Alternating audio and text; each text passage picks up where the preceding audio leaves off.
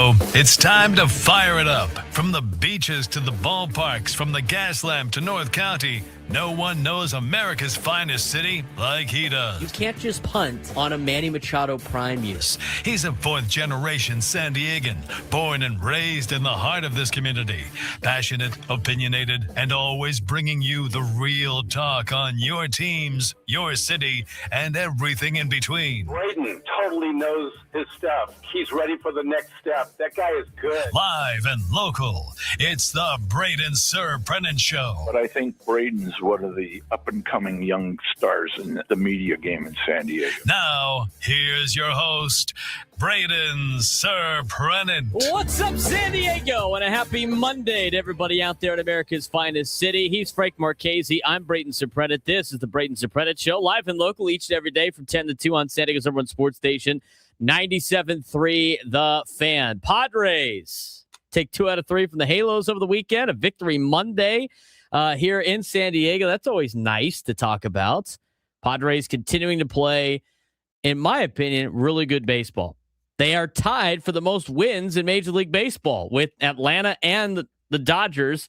All three teams have 15 wins. Dodgers just up a half game on both the Braves and the San Diego Padres for the best record in Major League Baseball. And you start looking at how the divisions play out, how the leagues play out. I mean, you look at the National League, and you got a lot of teams in the National League West that are competing near the top. You look at the league standings in general, just like all of Major League Baseball. I'm going to tell you right now, you got 3 teams in the National League in the top 3. You have 5 teams in the National League in the top 5. In fact, you have the top 7 teams in Major League Baseball are all in the National League. 8 of the top 9 are all in the National League. And 9 of the top 10. Just based on record. 1, 2, 3, 4, 5, 6, 7, 8, 9, 10. There are the top 10 teams in Major League Baseball, Frank. 9 of them are in the National League. Can you believe that? No, I cannot actually. I've always heard for years and years that the American League was the superior league to the National League. Not anymore. I'm actually quite surprised by that. 9 of the top 10 teams, just based on record in Major League Baseball, are from the National League. Now, that being said, there is one team tied for like that 10th spot, which is an American League team, but still, it's all National League teams. Dodgers, Braves, Padres, Reds, Cardinals, Diamondbacks, Pirates, American League team, Brewers, Cubs. Who is the American League team? I would assume the Yankees. It is the Yankees, followed by the Rays and the Guardians and the Tigers. That's pretty impressive.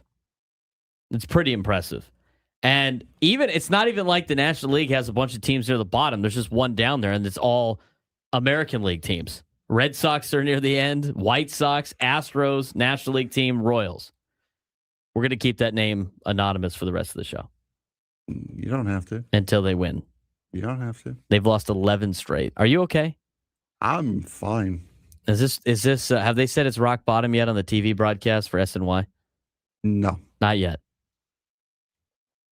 You don't seem fine. I just don't see how Carlos Mendoza is still employed at this point. I really don't understand. Losing 11 straight games. It's not even just this season. Again, going back to the middle of August last year, they have the worst record in baseball with 2 completely different teams. I don't see how, and especially last night or yesterday afternoon with bullpen mismanagement, I don't understand how he still has a job right now. How does David Cohen have a job right now? David Stern? David Stern, sorry. I don't know. David Stern have a job right now? I don't know how he has a job right now either. Steve Cohen, you better start asking some people here. What do you think? I would love to know what WFAN and all the sports stations in New York are like right now for Mets fans. They're talking about Dexter Lawrence right now. Are you kidding? Dexter Lawrence getting traded to the Bengals instead. Yeah, it's draft week. That's all anyone cares about right now. And put the Mets on the back burner. It's going to be tough. It's going to be tough for them when they realize in June when they start paying attention to baseball, the Mets are just catastrophically. Oh no, that's not further to, along. that's not to say that they don't. That's not to say that they're not paying attention. Most of their calls today and stuff will be on baseball, will be on the Mets and Yankees, but it's their focus right now is going to be mostly draft this week. Speaking of draft, our draft coverage on 97th to the Fan is presented nationally by Liberty Mutual Insurance. Only pay for what you need. That'll be the draft coverage for those shows. All right, you got to go up to the Big A. Was that your first time at the Big A? You've been to the Big A before? Yeah, I've been a couple times. Did you drive or take the train? No, I drove. That's a foul. Oh. For a guy that loves trains, dude, he draws the foul. what an easy excuse to take the train. It's like $15. I know parking's up there is free. It cost you more money to drive up there than it did probably just to jump on the train. No kidding. Love gas prices. What time did you get up? So you left after the show. Let's go through what's going on. Got up there at 4:30. I did a lap around the ballpark because I had no idea where I was going, and of course, I went the wrong way for the credential pickup. The credential pickup for there is very interesting because for the day credentials, the Padres print out a nice thing. They give you a nice lanyard. Right. The Angels don't do that. What do? They give you a sticker. You have a sticker? Yeah. What do you put the sticker on? Like your shirt? Yeah, you put sticker on your shirt, and then they scan your chest the rest of the day, depending upon where you're going. Oh, it's like a credential sticker. Yeah. Mm-hmm. So go there right up to the press box, like 5 o'clock or so.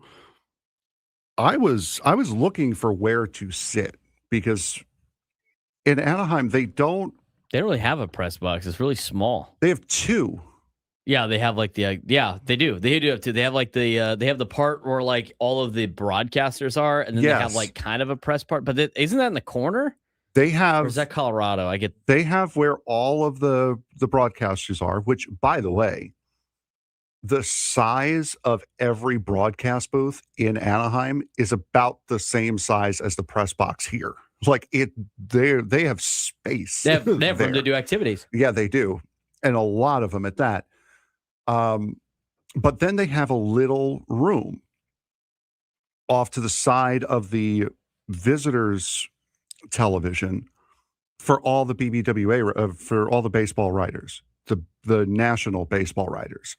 It's like Kevin Acey was there. The 4 Angels people were there. I didn't know this before I switched my seat that Cassavell and Lynn weren't there. At least on Friday, they weren't there. And then they had like a table on an elevated platform up at the top for 2 San Diego Union Tribune writers. So I was a Union Tribune writer for the night. Thank you, Ryan Finley. Appreciate you hiring Frank for the day. And then there's another press area where all the rest of the writers are, where I probably should have been, down in the right field corner. Yeah, that's where yeah, exactly. So they have the baseball writers spot, and then they have all the other peasants on down the right field side. That place needs a facelift so bad in so many different ways. I went up there during COVID. During the COVID season, we had access to games and stuff. You just had to fill out some forms and stuff like that and get cleared by the doctors.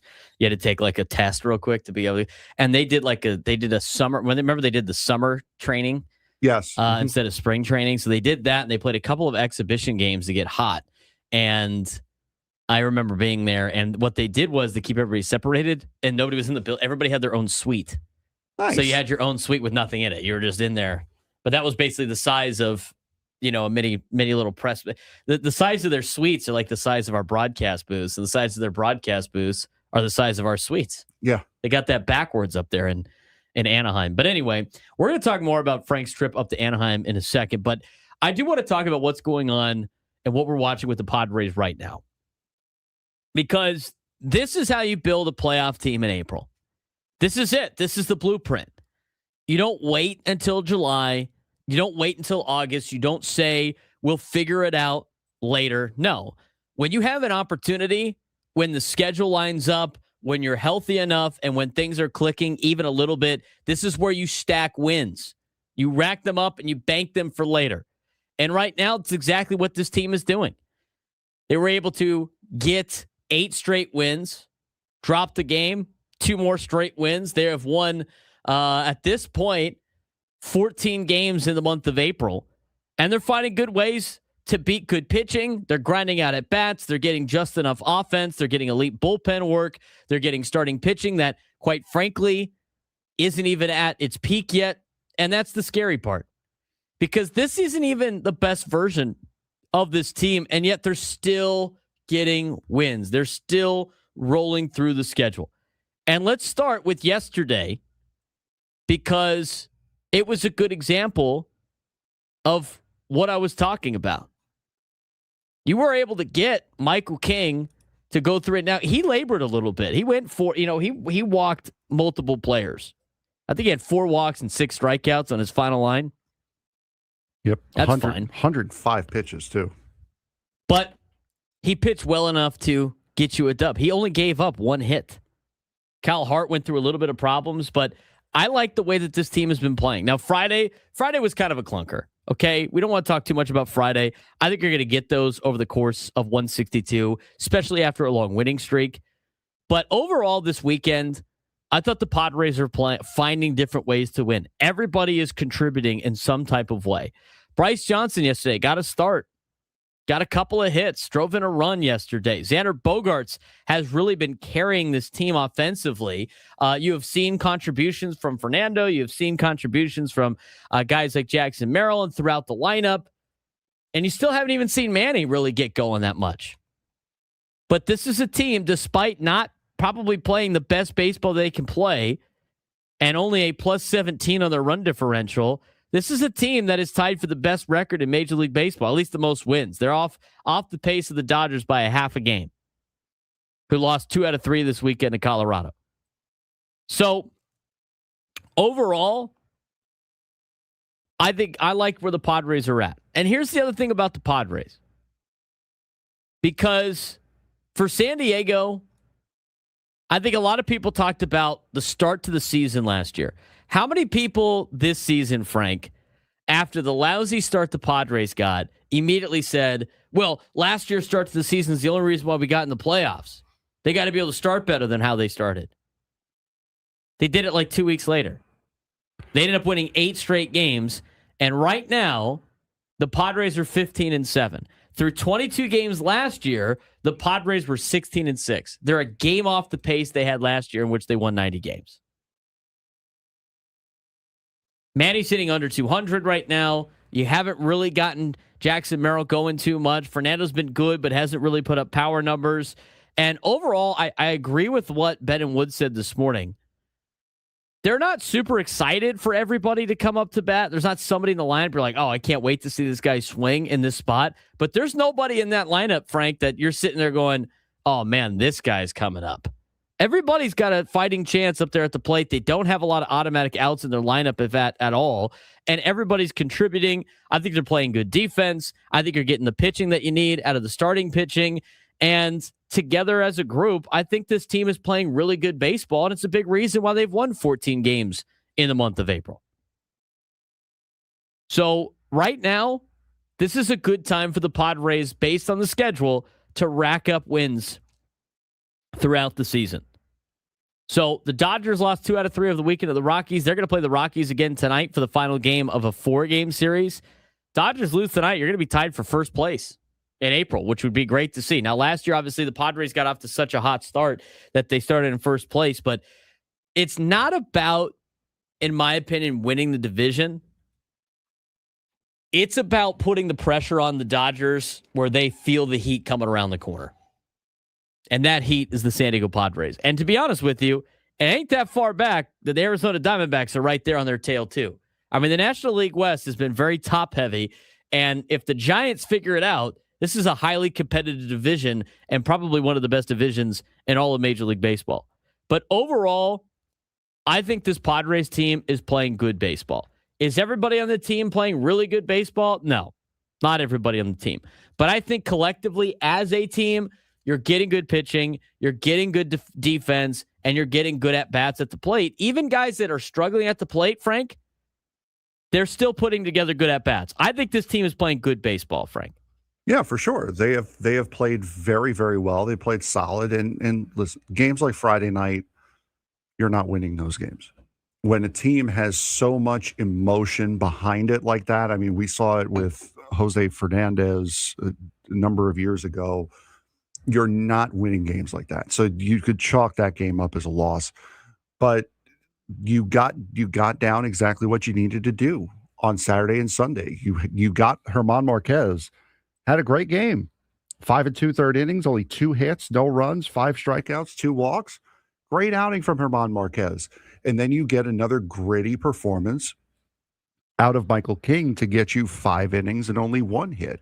So you did exactly what you needed to do. You grinded out a couple of close games, and that's an immediate answer and an immediate bounce back from Friday night.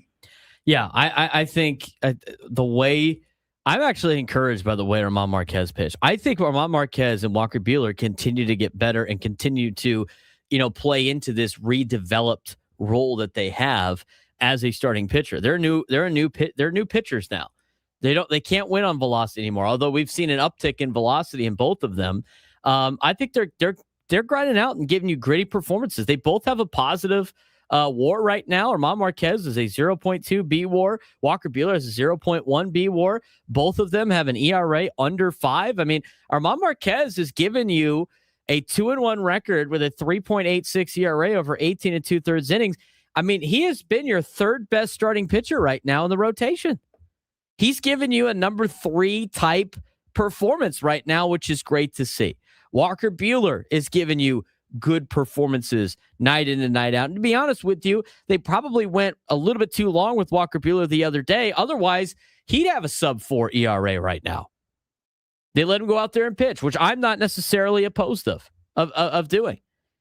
I don't know what you do with Matt Waldron. I mean, I don't know how much of a leash you're going to give Matt Waldron either, but Friday night was not very good. You saw it in person. We're going to talk about that when we come back. But, Matt Waldron's 29 years old. He's got a negative 0.3 WAR. 0-1 now with a 14.73 ERA because he went 3 2/3 innings. He gave up 6 earned runs on 8 hits with a home run and a walk. Had 4 strikeouts. Seems a little bit different here at the big league level. And again, he's a knuckleball pitcher. I know he wants to not be a knuckleball pitcher. He wants to be a starting pitcher with a knuckleball. But until he improves his stuff, and I know he's throwing the ball harder, but he's averaging 93 on the fastball. That's not really going to cut it if you don't have anything else that might be elite. And if the knuckleball's not working, it's kind of tough sledding. We're going to talk more about the back end of the rotation when we come back, because out of all of the good things going on, the biggest glaring thing of the weekend was the Matt Waldron start on Friday. We'll talk about it when we continue on the Braden Surprenant Show, San Diego's number 1 sports station, 97.3 The Fan.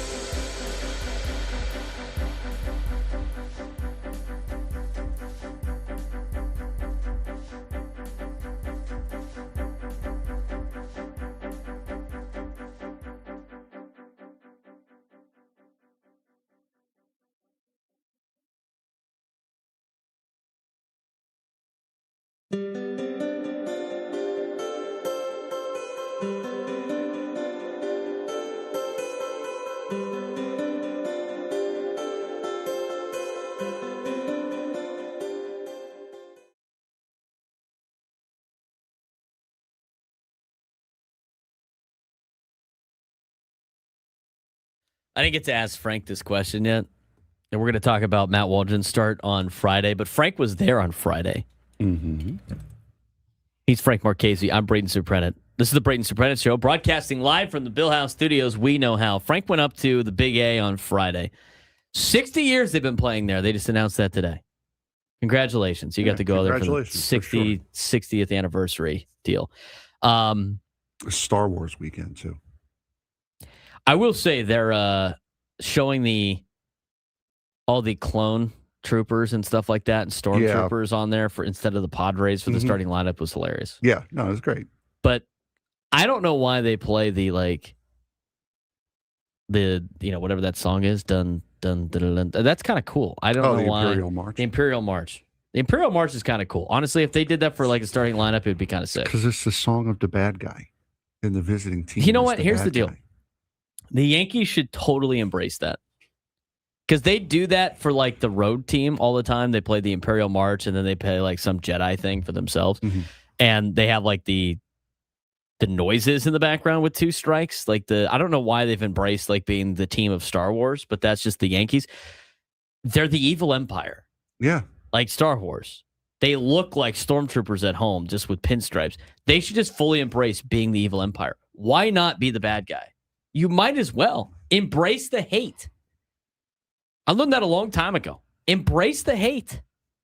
It's more fun that way to be the evil empire of a sports league. Mm-hmm. You can't be the good guys when you outspend everybody. Dodgers. Just embrace being hated by everybody. It's going to go a long way. Trying to convince people why they should root for you is a waste of time. Embrace being the bad guy. It's fun. That's what they should have done. Anyway, Frank went up there on Friday. How was the Calling All the Angels? What's it? Calling All the Angels? What's the song? Calling All Angels. Calling All Angels by Train. That's their little opening montage video to go through the history of the Los Angeles Angels, and of Anaheim, of Fullerton, it's of really cool. Orange County. And it's really in depth. It is a lot of fun to watch. It's very interesting to see all of the Cy Young Award winners that have gone through, all of the league MVPs, the championship years, whether it be the division or the World Series. They did go a little too far with it at some points. Like I said, I don't think I need to know every single player that's hit for the cycle in Angels history, and I certainly don't need a 20-second video package of each hit like they gave. But my biggest takeaway from that is Calling All Angels by Train is a lot longer than you initially thought. Than it has any right to be. Frank got there at 4:30. They started playing the song, and then he was ready for first pitch at 6:38, and the song was still playing. That song, you get through about 2.5, 3 minutes, and that song is still going, and you're like, man, this song is a lot longer than I remember. I looked it up. So the radio edit version is 3 minutes and 51 seconds. You know what radio edit means? That usually means there's the shorter version because we don't want to take up our entire airwaves playing this song. The album version is like 4 minutes and 5 seconds. They played an extended Los Angeles Angels edition of at least 5 minutes on. Yeah, they play the director's cut. is what they do. It was one of those. There was a joke about like a diner jukebox and how this guy played What's New Pussycat on the diner jukebox like 8 songs in a row. And he could slowly start seeing people going insane. Because it's like after the first time you play it, fine, it's there. They played it multiple times on Friday? Then the snow. It was just that long. And then the second time, they're like, man, this song is a lot longer than I remember. Then the third time is like, okay, something's going on. And then the fourth time is like, yeah, no, somebody keeps playing this on repeat. And then after the fifth time, you're unplugging the diner jukebox. I wanted to unplug the diner jukebox after like 3 minutes of that song. The video is great. Another thing that they do that I thought was really cool that I wish would actually come down here, they put up a QR code on the screen to do like a flickering light Oh, yeah, they do thing that sometimes. for the 7th inning stretch. That was really cool. I enjoyed that. That looked really cool from inside. A rally monkey still there? Only during the first inning. They didn't really need it, I guess, at that point. Rally Monkey kind of chilled on Friday night. They didn't need the rally monkey. No, he made his pregame appearance, and that was more or less it. Did they still do that? Well, sometimes they do it I gotta guess anybody that went to the game on Saturday and Sunday, probably a lot more rally monkey. But I remember like they used to have, they would like put them into movie scenes. Yep, They still I've did seen that? Yeah.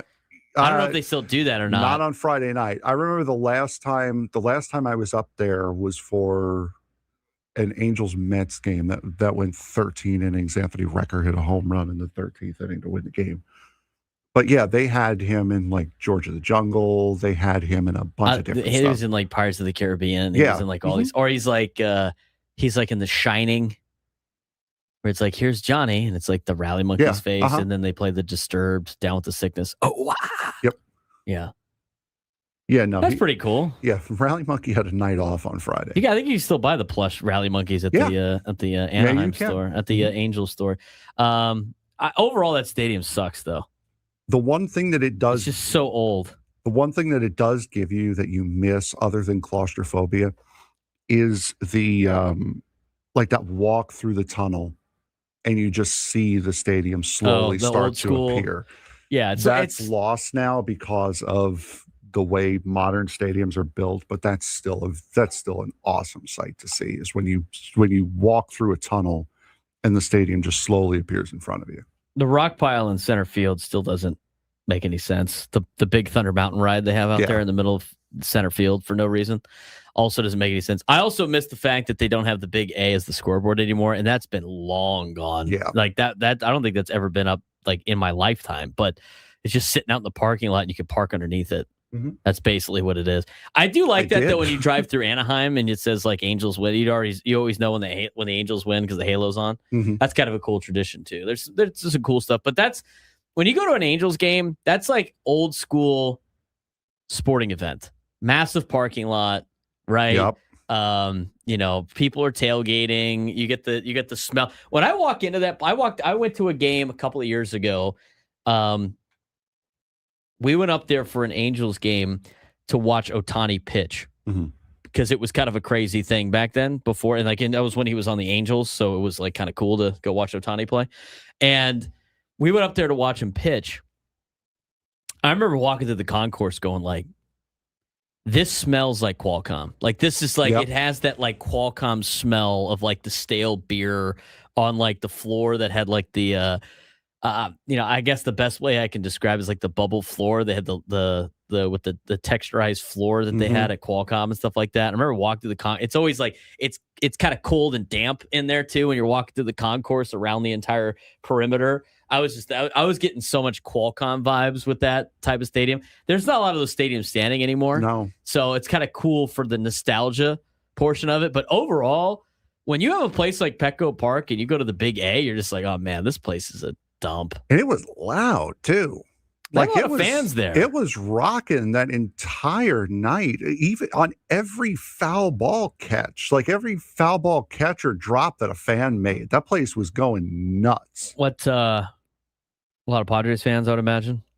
A lot of them down the first base side. It sounded like, especially yesterday, it sounded like there were a lot more than there were. But it was mostly Angel fans on Friday, at least, and that place was packed out on Friday.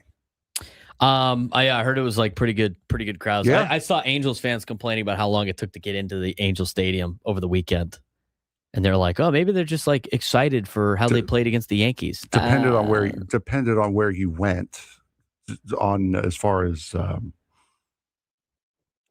getting in, it depended on what gate you went to. No, those gates at the beginning, at the front entrance. That's the other cool thing about the front entrance. They have like the bricks the big helmets but they have the bricks that lay out an actual size baseball field, so you can like run the bases and stuff. That's pretty cool. All right, let's talk about the starting pitching when we come back. German Marquez, Walker Buehler, Matt Waldron, everybody's last outing. We'll talk about it when we come back on the Braden Surprenant Show. Standing Summer Sports Station, 97 through the Fan.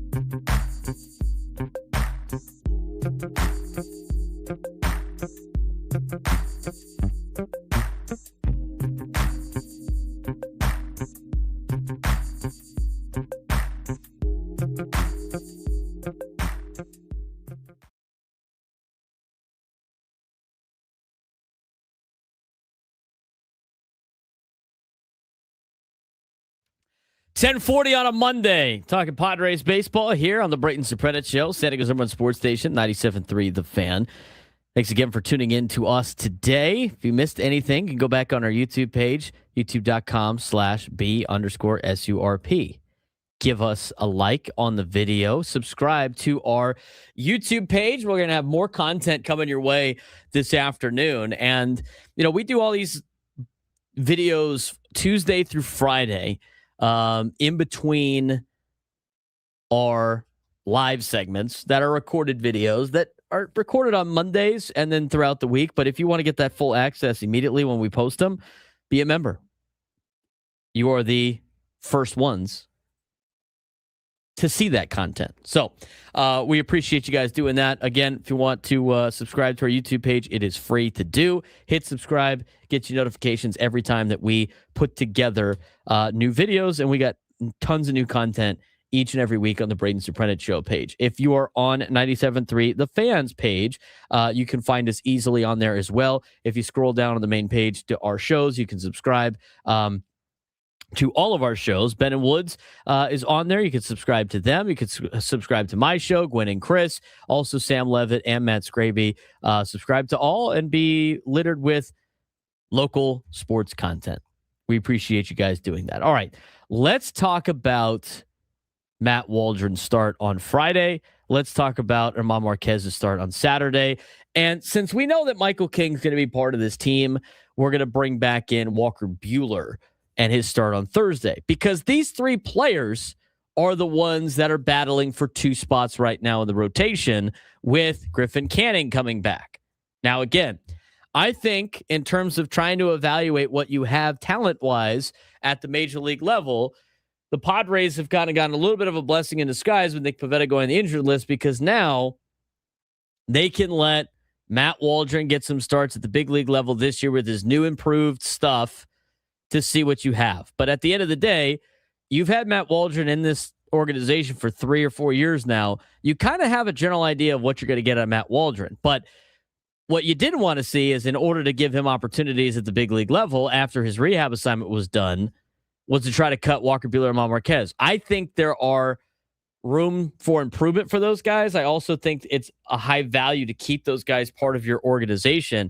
And I don't think those guys are going to survive a putting on waivers or designated for assignment without going to a different team. But let's talk about the last three starts. Walker Buehler had a strong, efficient bounce-back effort on Thursday against the Mariners. He went 5 innings on just 88 pitches. They tried to let him go out for the 6th. That's where things got a little awry. Only allowed the 2 earned runs, but generated 12 whiffs on 32% called strike whiff rate. And even with average stuff, C+ across the board, he posted a B grade result by sequencing well, making in-game adjustments, more four-seamers against left-handers, big sweeper against righties. Velocity was up across the board versus his 2026 averages. Clear improvement for Walker Buehler. He's going in the right direction. Matt Waldron on Friday, he had a rough night. Short outing, got shelled for 6 earned runs on 8 hits, including a home run on 81 pitches, only 5 whiffs, and a low 21% on his called strike whiff rate. His knuckleball heavy approach, 38 to 40% usage, didn't generate swings and misses like usual, and the results grade was a brutal D-. Stuff was still decent at a B-, but command and execution deserted him. And that's kind of important, Frank, because his biggest asset is the fact that he can locate his fastball, and he didn't really have it like that on Friday. We watched on television. We followed along. You watched in person. Based on our outline of what Matt Waldron did analytically, what was your eye test telling you about Matt Waldron on Friday in person? Not great. He looked overmatched for the most part. Now, I'll give him a little bit of leeway because he was on 2 extra days rest, I believe, if I remember correctly, because he was supposed to start the day that he went to San Diego. So he did get a couple of extra days between his 2 starts. So I'd be interested to see how he looks in his next outing, which is going to be in Denver, which isn't a great look either. Well, and you don't get as much movement on your stuff in Denver, as we've seen with even Nick Pivetta. Like the knuckleball, you kind of need the thinner air up there. That knuckleball ain't moving as much in Colorado. Yeah, so I mean, looking at that, I mean, he might not get a genuinely fair shake at this look in the rotation. But of all the guys that you have down in the minors, you know what Matt Waldron could give you because he's been here before. And I see Matt Waldron giving you a little bit better than what he gave you in Anaheim. I don't see him doing much better good enough to beat out what Walker Buehler has done, and certainly not what Griffin Canning can do. Right. And the other thing too is I think you have to. The other thing that doesn't work out in Matt Waldron's favor is the fact that he's not making the money that German Marquez and Walker Buehler's making. And the fact that I think both German Marquez and Walker Buehler have pitched well enough now where somebody's going to pick them up.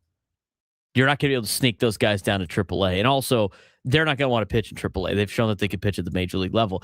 The only one I think that you'd be able to keep is Matt Waldron if you decide to DFA him to bring Griffin Canning back. But that's the decision that needs to be made. Now, German Marquez the next day was dominant. Shutout ball through 5 2/3, just 2 hits, 2 walks, ended up getting 5 strikeouts. And here's the other thing.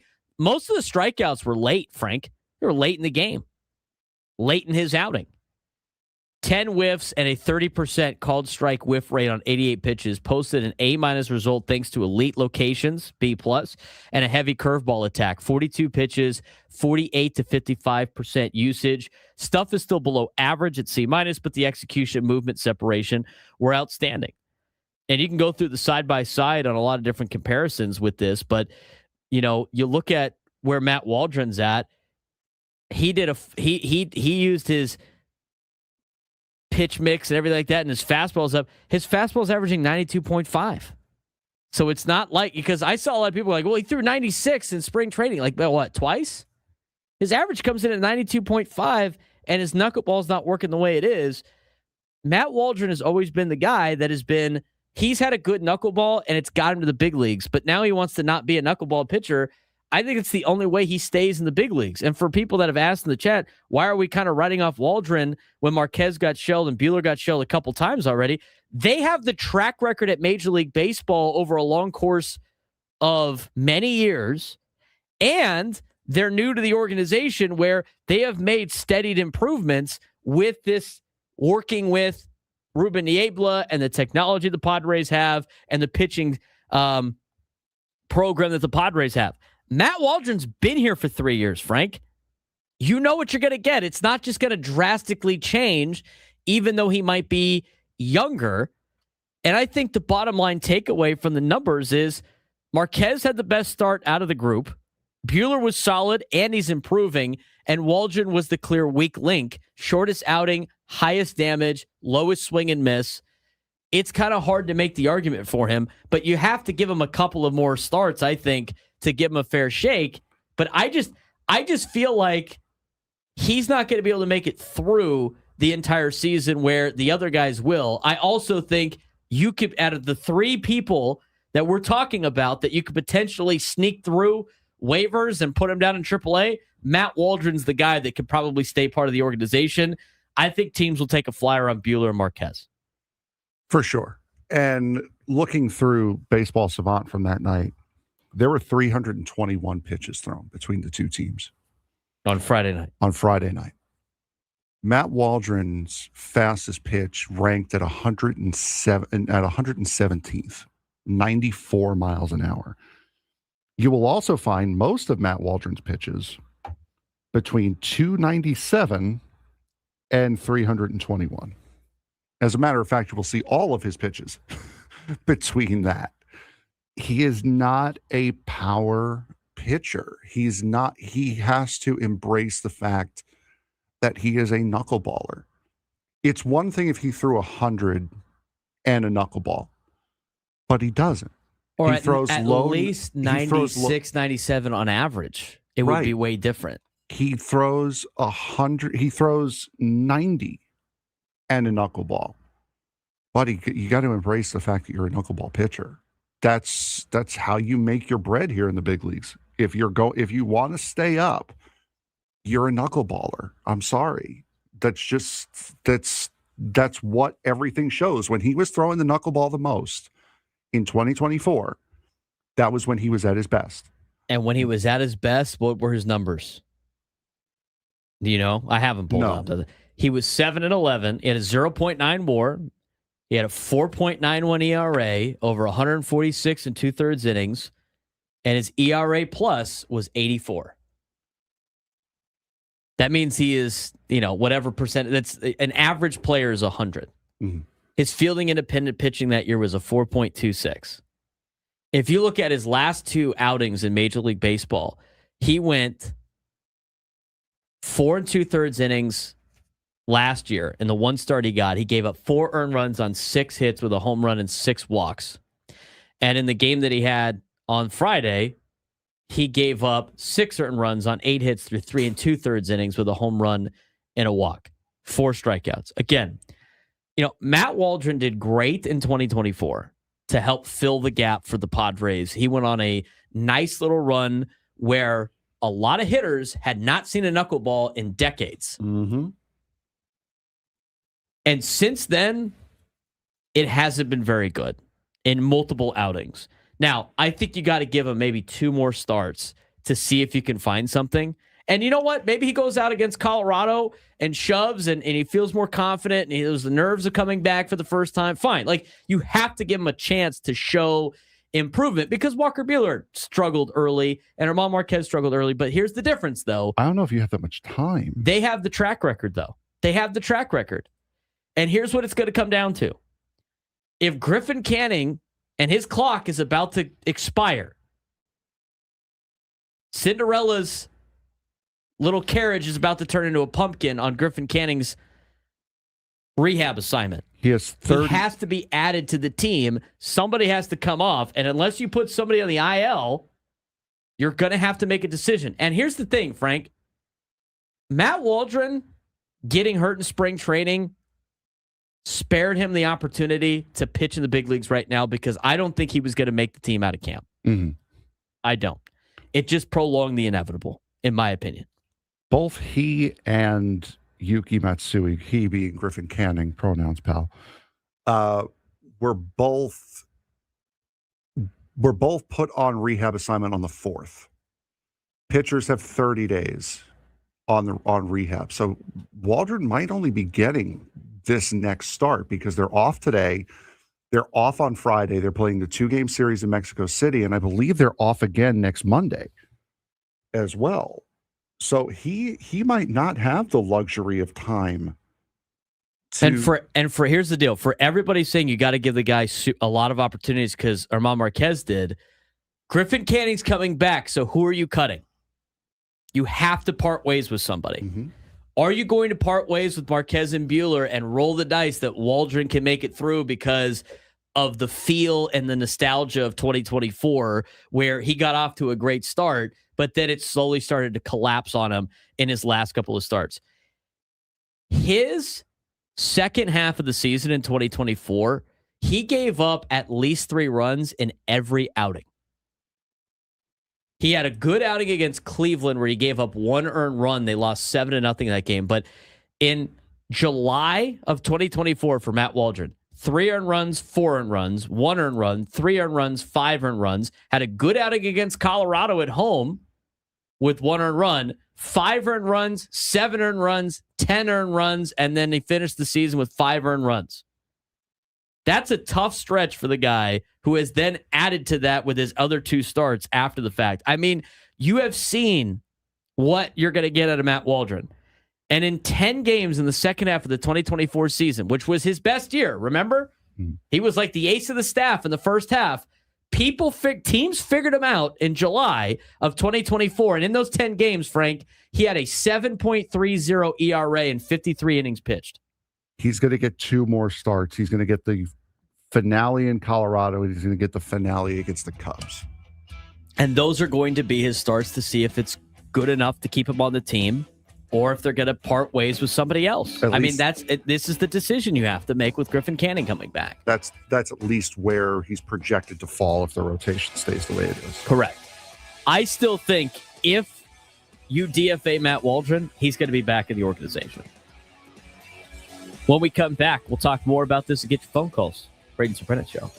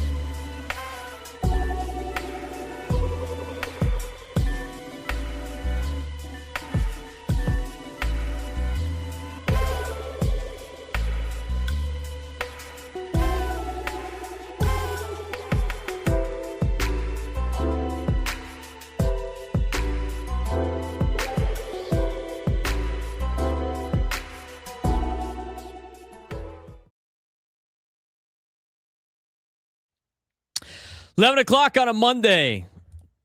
Talk about the starting rotation after this weekend. I think you're getting a lot out of these players that you took chances on right now in the starting rotation with Herman Marquez, with Walker Buehler. I think Matt Waldron's going to get a couple of starts here, but here's the other thing that's going to be tough. The Padres play on the moon this week, and then over the weekend, next weekend, they play on Mars. Balls are going to be flying.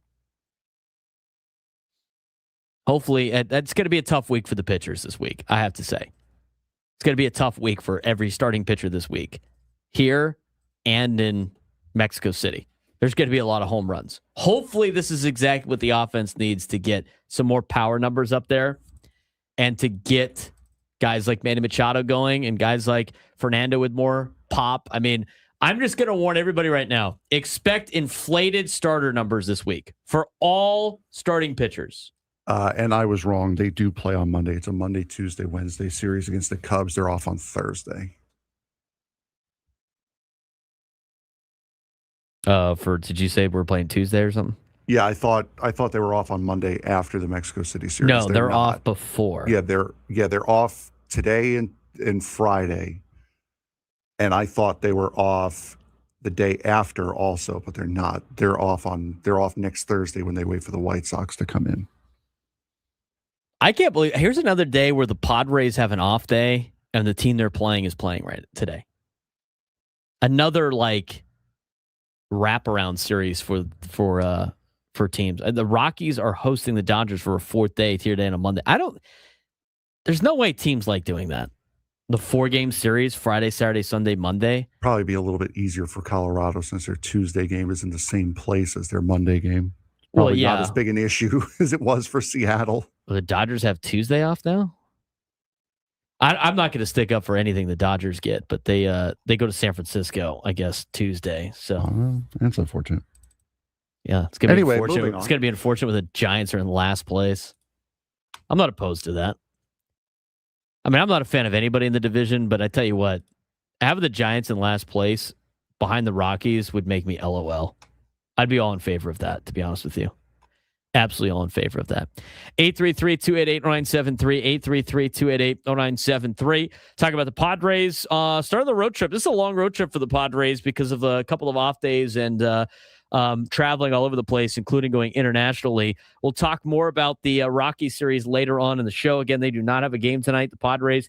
They will be back in action tomorrow. We'll talk more about what has happened over the weekend here in just a little bit. Do want to get to your phone calls, though. 833-288-0973, 833-288-0973. I want to mention that everybody joins us on the SDCCU fan hotline. It's not Big Bank Banking. It's better. Let's get out to Kevin in Chula Vista, starting off the 11 o'clock hour. Kevin, what's going on? How about those Padres break them up, right? How about those Padres, Kevin? I mean, they're only a game off of the pace that they set last year through 22 games. Yeah, you've got some of the major league podcasters out there. You know, there's a billion of them. I mean, this is the latest.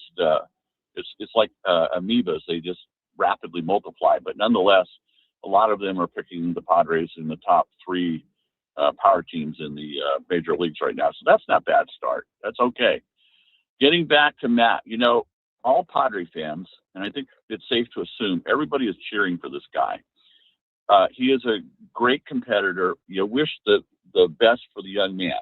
However, as you have pointed out factually, and I'll take it one step further on the facts, this knuckleball routine doesn't work that well in the major leagues because at some point in time, you're going to lose location, and it's very much a location pitch to be even remotely effective. And the poor kid, he has tried to develop other pitches, but they are not nearly as effective to stay sustained at this level. So take it one step further.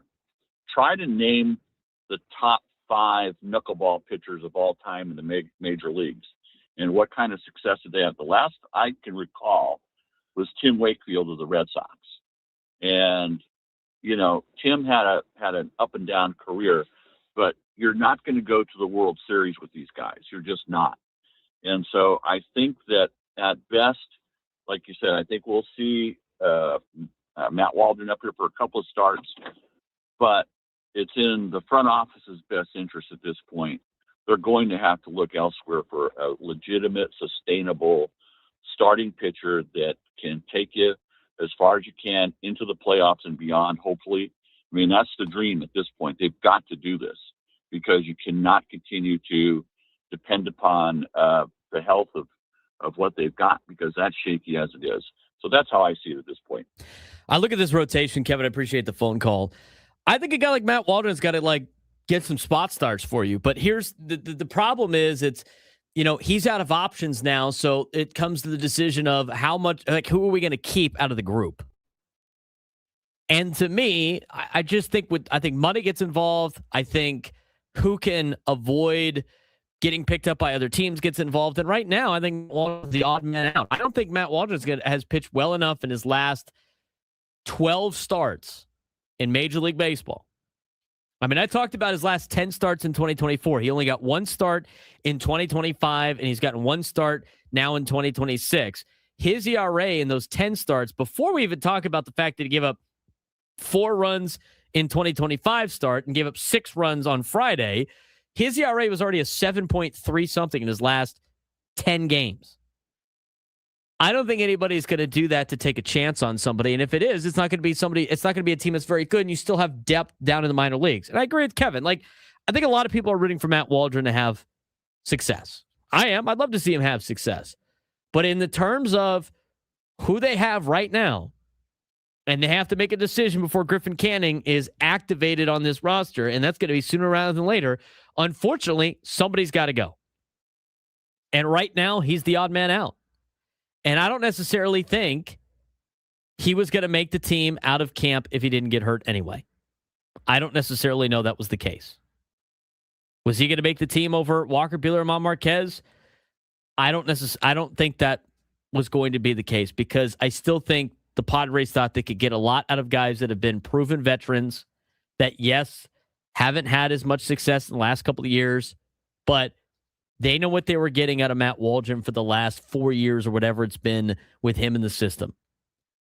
They don't necessarily know what they were going to get out of Walker Buehler or Juan Marquez working with Ruben Niebla and the pitching program that the Padres have. So that's the decision that has to be made. It has to be made sooner rather than later.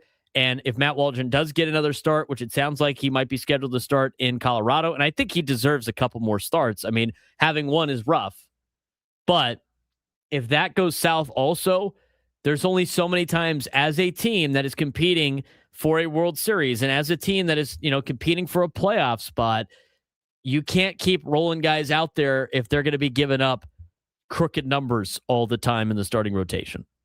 833-288-973, 833-288-973. Let's get out to Anthony in Escondido. Anthony, how's your Monday going, brother? Hey, how's it going, you guys? Frank, I wish I saw you at the game on Friday. I was there also. How long do you think calling on the Angels lasted on Friday, Anthony? Honestly, I've gone to a few Angels games only because my girlfriend, she's an Angels fan. So that's the game we usually always go to every year. So, but what I wanted to lay in on was with the whole thing with Matt Waldron, because I remember with how we brought in Kyle Hart at the start. This is an idea, maybe him being as a reliever. If that doesn't work out, then obviously we would have to make a choice at that point. So that's something that they could think about, Anthony. And I know a lot of people have brought that up. And it's a good suggestion, Anthony. I appreciate the phone call, man. My thing is can you afford, Frank, to bring in a guy that throws a knuckleball in relief with runners on base and you have no idea where the ball is going? No. Is that that sounds like a disaster. You would have to bring him in with a clean slate, right? I mean, because how many times in the recent years where did innings spiral out of control because you don't know where the knuckleball's going, it's hard to catch, and all of a sudden runners are advancing because the ball goes back to the backstop like you're watching Little League Baseball. No, exactly. And we're seeing a lot of guys say that Waldron's not a knuckleballer. Part of the reason why you're seeing the knuckleball tumble is because he's focusing more on his other pitches and he's not focusing on mastering the knuckleball the way guys like Tim Wakefield and R.A. Dickey. R.A. Dickey won a Cy Young with the knuckleball, 20-game winner. So if he were, that's why we were saying he's not good enough to be a pitcher with a knuckleball. The knuckleball is such a specific annoyance of a pitch that you have to be putting all of your effort into throwing that knuckleball to make sure it's right, and then do what you have to do just to make sure you still have a feel for your other pitches. He's doing it the other way around. So Waldron, he's losing that knuckleball, and the knuckleball isn't as effective as it was because he doesn't want to be a knuckleballer. But I'm sorry, the rest of the stuff is just not good enough to hang around at this level. I think it'd be different if he, started to dabble into the knuckleball, but like his stuff was elite to the point, like he had major league stuff, and that's why he got to the major leagues, and the knuckleball was secondary. I think a big reason why he got to the major leagues in that year when the Padres needed pitching in 2024, was the fact that he had a knuckleball. And I think it confused teams for a little bit because they hadn't seen it in a long time. And if you go through his baseball reference page, the first 10 games or whatever it was that he started in 2024, and teams were like trying to figure out the knuckleball, he was great. Mm-hmm. He got the play off of it. He threw it most of the time. And then in the second half of the season, they figured it out, and his ERA skyrocketed. Jazz Chisholm on a podcast, I remember that, because he had pitched in New York. That Jazz Chisholm said he was the most difficult, the most annoying pitcher to face in the league. They had just played Miami. He was still with Miami at that time. So yeah, he was on it. He had it. But the reality is if you don't have other elite pitches, what do you think they're going to spit on when it comes in? The knuckleball, right? And they're going to dare you to throw it for strikes. And you know what's hard to do? Consistently throw a knuckleball for strikes, because that thing's hovering all over the place. So if that's the only pitch, if you could just sit there and spit on it because he's not going to throw 3 of those for strikes, you can attack the other pitches that he does have to throw for strikes, and they're not as good of pitches to make guys miss. And that's the problem. So again, this isn't, I didn't want to make this an entire attack on Matt Waldron. He had a rough outing on Friday. Hopefully he bounces back and makes it a difficult conversation in terms of what they do when Griffin Canning comes off the injured list and is ready to pitch. But looking at all 3 of the pitchers that the Padres have, where 2 of them are going to stay on the team and 1 of them's going away, unfortunately for Matt Waldron. And here's the other thing too. He doesn't have time on his side like Marquez and Buehler have. Mm-hmm. Like Nick Pivetta going on the injured list bought them extra starts. Sometimes you don't get in life, sometimes you don't get the best opportunity. Sometimes you get 1 chance, maybe 2 if you're lucky. The timing for Matt Waldron and Germán Marquez has been more beneficial than it was for Matt Waldron. Unfortunately for Matt Waldron, he missed a lot of the time in spring training because he got injured. That's unfortunate, but that's also part of life. He didn't get a full fair share doing spring training, and as much as it's nice and it's kind and we want to be nice and kind and everything like that, it's Major League Baseball. You still got to win. And the Padres can't afford for him to try to figure it out for a month and take L's when he pitches, not especially when they already have a starting rotation that is a major question mark going into this year anyway. I mean, Buehler and Marquez have gotten better starts, but they're not going to be perfect. They're going to get a clunker in there, and what you can't do is have 3 clunkers in a row with Buehler, Marquez, and Waldron and go on a 3 or 4 game losing streak in the middle of the season, and then put more pressure on Vasquez and Michael King to kind of carry everything. You can't afford to have that. So there's tough decisions that need to be made. I'm sure Matt Waldron will get 2 more starts, I think almost guaranteed. It sucks that he might not get 5 starts like the other 2 got, but these are his opportunities to go out there and try to shine. And it's going to be he's got dealt a bad set of cards, Frank, because now he's got to try to do it at altitude. Yeah, he had to do it. He had to do it on 2 days extra rest, 2 extra days of rest. Now he's going to Denver, and then he's got to face the Cubs at home. He really only gets one shot, and there's extra days off in between because there's off days. So it's, yeah, as Cole Brooks in the chat said, it's baseball. That's baseball. It's life, you know. And I agree with one reason in the chat. If nobody got hurt, Waldron included, he probably doesn't make the team out of camp. He probably would have got DFA'd already, and he might have been in AAA and been ready to go if there was an injury. And here's the Matt Waldron pitched well enough at AAA to give himself an opportunity at the big league level. 833-288-973, 833-288-973. Let's get out to Derek in La Mesa. Final call of this segment. Derek, what's going on, man? What's going on, brothers? Beautiful day in San Diego. Say, Braden, I've got a trivia question for Frank. Frank, you ready? Oh, no. Go ahead. Frank, how many lives are cats said to have? 9. That is correct, Frank. Coincidentally, that's the same number of home runs as Arson Fudge hit his 9th last night. Let's go, Pods. Hammer the Rockies. That's all I got for you, man. Have a great day. Appreciate it, Derek. I kind of like this bit. This is kind of funny. It's a Little League ballpark. I don't know what here it is. Little League ballpark. And that's not from me.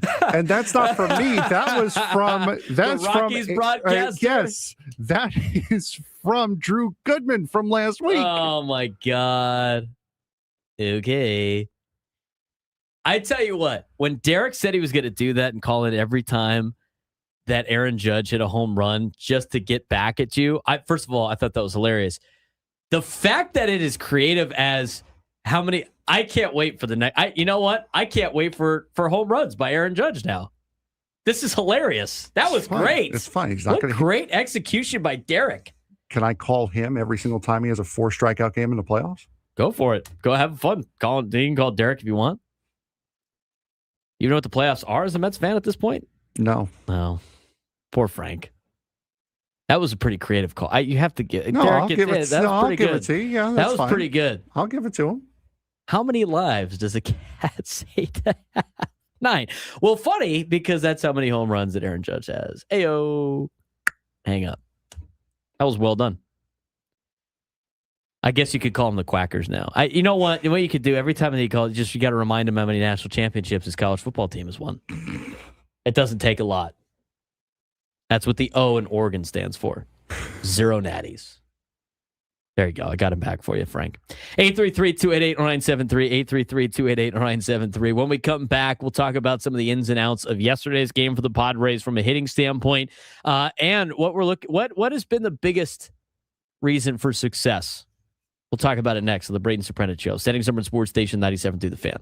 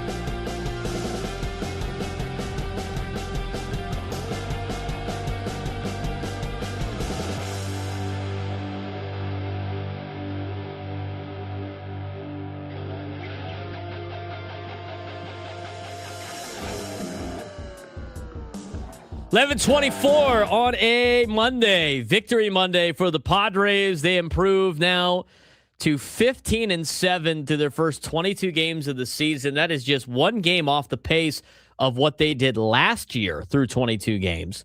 So that's great. Padres tied for the most wins in Major League Baseball with 15. They're tied with the Atlanta Braves and the Los Angeles Dodgers. They're a half game back of the Dodgers, who are playing today in Colorado for the fourth game of the 4-game series. Dodgers have already lost 2. Rockies will try to win a series over the LA Dodgers instead of splitting. Could you imagine? That'd be awesome, huh? If only, if only. If only, if only. Today will be Jose Quintana for Colorado going against Justin Robleski. How do we think this is going to go? Quintana's 0-1 with a 5.63 ERA. Robleski's 2-0 with a 2.12. Is this the first time Robleski's ever pitched at Coors Field, though? Rockies win. I'll take the Rocks. You already have a final in Major League Baseball today. Yeah, because today is the Boston Marathon Day. What do they call it? Boston Day or something? I don't know. What do they call Freedom Day or something? I forget what it's called. They wore like the Boston Strong jerseys and stuff like that. Yeah. And it was like tradition. They always played the game. Patriots Day. Patriots Day. Yeah, Patriots Day. Did you see the, oh, I already told you, but did anybody see the winning time for the men's professional division of the Boston Marathon? Insane, dude. The guy won the Boston Marathon today. 2 hours, 1 minute, 58 seconds. He ran 26.2 miles in 2 hours, 1 minute, and 58 seconds. That's insane. Mm-hmm. I mean, I was watching that at the gym today. Talk about extra motivation. Seeing these guys like just human machines.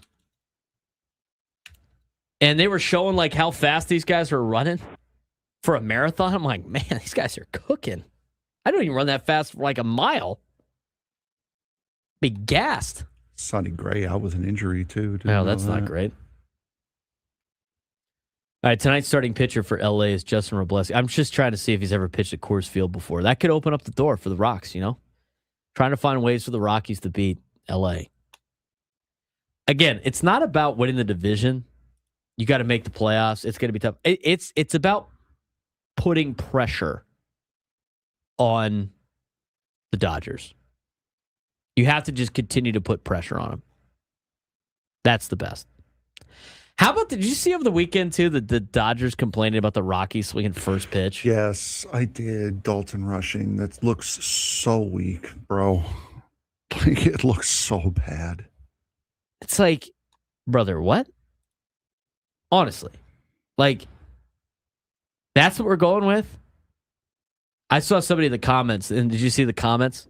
No. Some guy in the comments goes, somebody show this to the Dodgers, and it was like percentage of first pitch swings, and the Rockies lead Major League Baseball on first pitch swings and at bats. It's like that's just what they do. But we're gonna since we lost, and there's no way we would ever lose because we're the greatest team to ever live.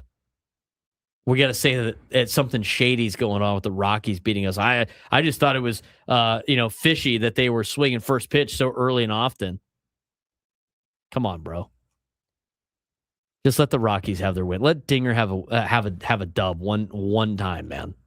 One time. Robleski's pitched at Coors Field once. Or no, he's actually made 3 starts at Coors Field.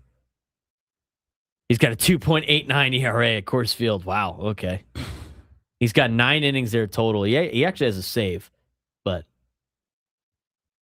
anyway, there you go. That's all you need to know. 833-288-0973, 833-288-0973. We're going to talk about the Padres and the offensive side of things here in a second, but we do want to get to somebody that's probably fired up on a Monday, and that's Brandon in Carlsbad. Brandon, what's going on, brother? Yeah, boys. Well, we can talk about Waldron, we can talk about Feliciano, we can talk about this beautiful winning streak that we're on with one little hiccup. We can talk about how we're going into Colorado, and we should be able to thump them too. And we can talk about the gripe about that, the reading of pitches in that LA Colorado game or whatever that was. What I just like to say is I like where we're at. Okay, I remember calling in those first 2 home series of the season, and boy, San Diego County Friar Faithful, you should be ashamed of yourself, because look at us now. As we say, and we'll always say again, until it isn't, it's a long season.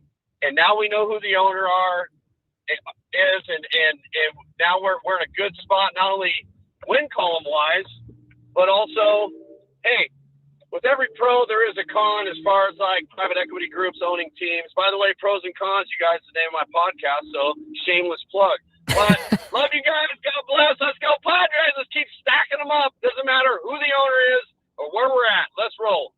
Sounds good, Brandon. He's fired up on a Monday. Gotta love it. Gotta love it. Yeah, I saw so many like people. Like, remember the first week? And again, they could go on a losing streak just as long as this, and they could play 500 ball throughout the entire season because it is a long season. I will say that. They're 2-5 to start the year, Frank, and the sky is falling. I saw people tweet out like, "Mark my words, this is not a playoff team. They have no depth. They're terrible. They can't win.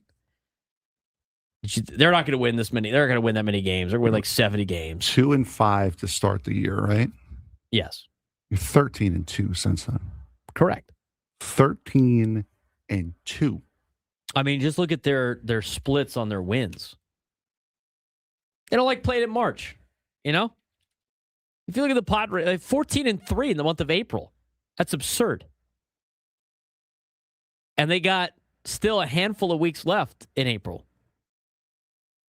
And you have the opportunity to even add more wins to your month of April and really give yourself a cushion, because it gets a lot harder for the Padres like in May and June. But overall, I mean, you look at the way this is where you stack up wins. And the Padres, I think overall, I don't think the Padres are getting lucky in terms of like how they're winning. I think they're playing good baseball. I really think they're playing good baseball across the board. But you look at some of the splits when it comes to wins and losses. Again, 14-3 in the month of April. They had a tough March. Obviously, I think they were 1-4 in March, if I'm not mistaken. Yeah. 1-4 in March. They scored 12 runs and gave up 25. In the month of April, they're 14-3 with 84 runs. They have a plus 30 run differential. Plus 30 run differential in the month of April with an 824 winning percentage. One game off the pace that they had last year at this time. Through 22 games. Through 22 games last year, they were 16-6. Through 22 games this year, they're 15-7. So they've been pretty good, and they've improved. They've gotten a lot better. Like, how many years have we seen like the Padres are selling out games at Petco, and they haven't been able to play well at Petco? I mean, they're now 9-4 at home, and it's good to see them 6-3 on the road. Good teams usually win 2/3 of their games at home and then split on the road. And right now, they're 3 games above 500 on the road. I mean, they've played really good baseball on the road too. Overall, collectively, aside from maybe the back end of the starting rotation, which seems to be like a topic of discussion, there's not a lot to complain about with the way that the Padres team is playing. Now, is everybody playing at a high level? No. I think they're going to get better production out of guys like Jake Cronenworth and Manny Machado and a handful of teams or a handful of players on this roster. But I'll tell you what, they're still winning despite a lot of their stars not putting up good numbers. And we're going to talk about that in just a little bit. Because when we come back, some of the biggest takeaways of the offense over the weekend: Machado hitting 186, Merrill's hitting 231, Tatis is hitting 253, still 0 home runs. But despite this, the Padres are winning close games through timely hitting, defense, and bullpen work. They have a recipe for success. We'll talk more about it when we come back on the Braden Surprenant Show. San Diego's #1 sports station, 97.3 The Fan.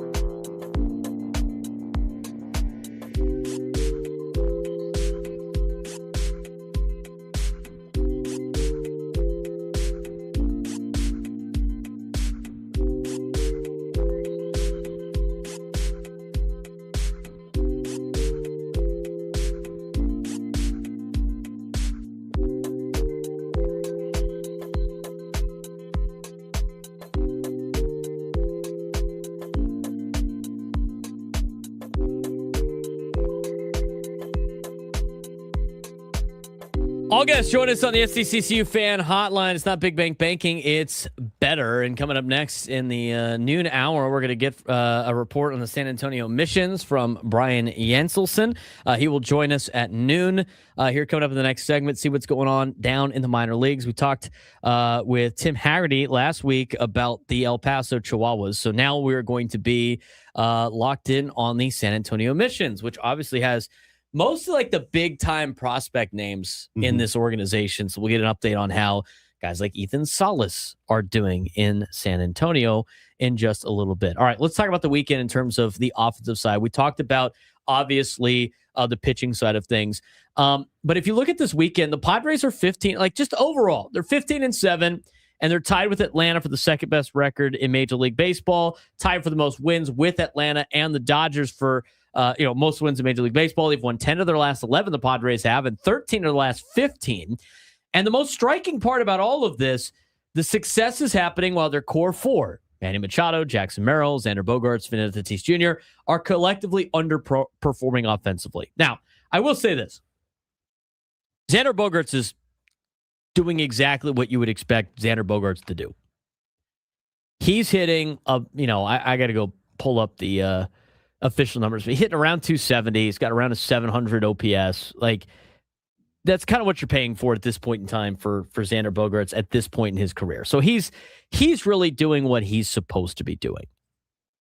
So nothing too. He's doing his job, in my opinion. Xander's got a 0.3 WAR so far this year. He's hitting 266 with a 341 OBP. He's got a 746 OPS. He's got a positive OPS plus at 108.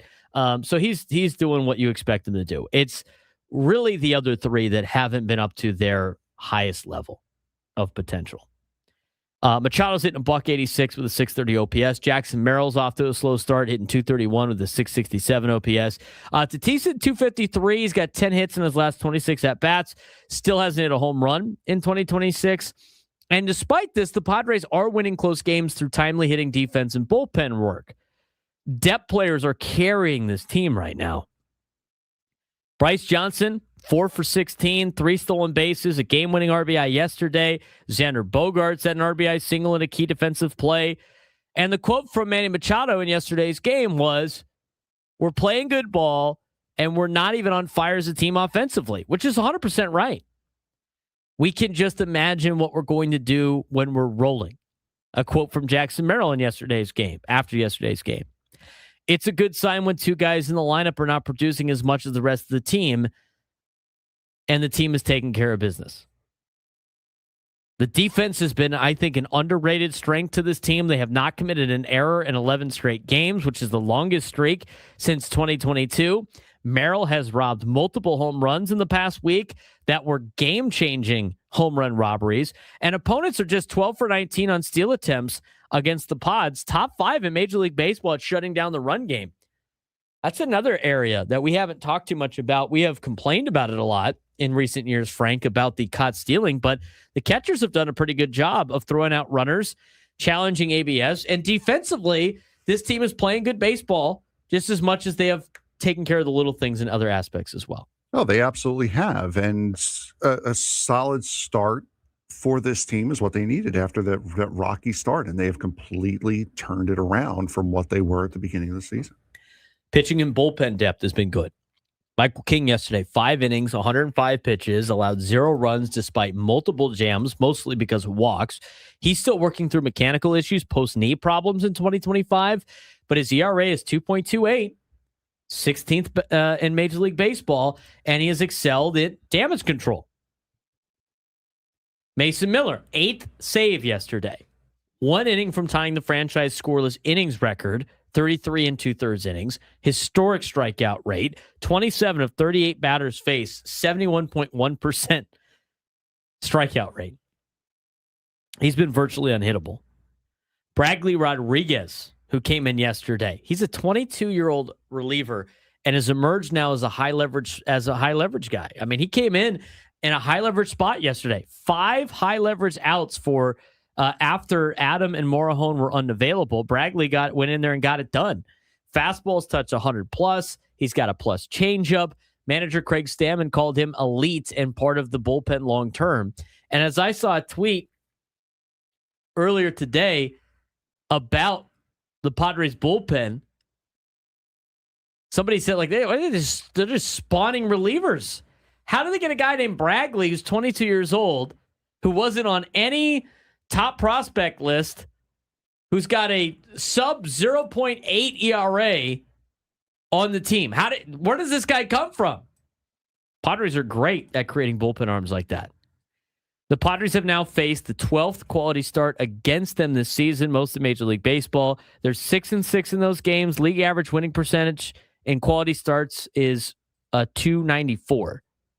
You got to credit the offense for grinding at bats and the pitchers for keeping games close. I mean, they're finding multiple ways to win. And that's the best part because they're not playing at their best. Walbert Urania yesterday, 22-year-old Angels debut, dominated with 101 mile-an-hour sinkers and disappearing changeups. He allowed 1 run over 6 innings yesterday. Tatis and his hitting approach, he's leading Major League Baseball in hard hit rate, but focusing on right center instead of pull side power, which we talked about on the show last week, Frank. And hitting coach Steven Souza Jr. says Tatis can go oppo like Ohtani and Judge, and it makes him harder to game plan against, which I think will in turn lead to him pulling the ball more and getting that, those power numbers back that you would see. But he's doing a good job of spraying the field, and he's hitting the ball hard. I mean, the fact that he is near the top in hard hit rate in Major League Baseball, that is good news. Also a sign that he is still the same type of player he was in the past. Just because he's not putting up the ball over the fence doesn't mean he's not still an elite swinger at the plate. Agreed. And we will talk about that a little bit later on. And for those of you in the chat wondering where the Jay Cronenworth conversation is, in due time. Patience, folks. We're not going to ignore him. Relax. But yeah, I mean, Fernando, again, as we've said with Xander Bogaerts last year, the metrics are there. The analytics are there to show that he's doing fine. He is okay. Just the results aren't there, and it's starting to get frustrating, I'm sure, for you fans watching. But still, I mean,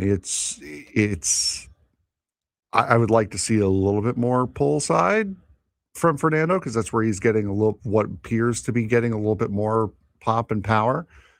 But other than that, I mean, he's not in the I'm worried about him just yet category. No, he's hitting the ball well.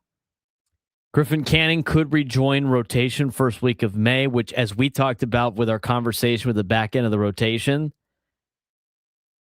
Waldron's got 2 starts. He's got 2 starts to show why he deserves to be on the Major League club. I think we're in agreement on that one, Frank. Yep. At this point in time. Yeah, because and unfortunately for Matt Waldron, that's the clock he's given because Griffin Canning coming back. Yeah, exactly. That's not 3 because he deserves 3 starts only. It's 3 because that's all time is going to allow for him.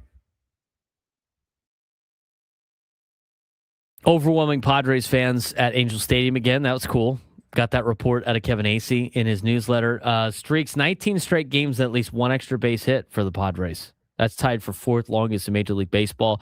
Key takeaways from the weekend. Padres are winning with depth, defense, and bullpen excellence while waiting for the superstar core to wake up.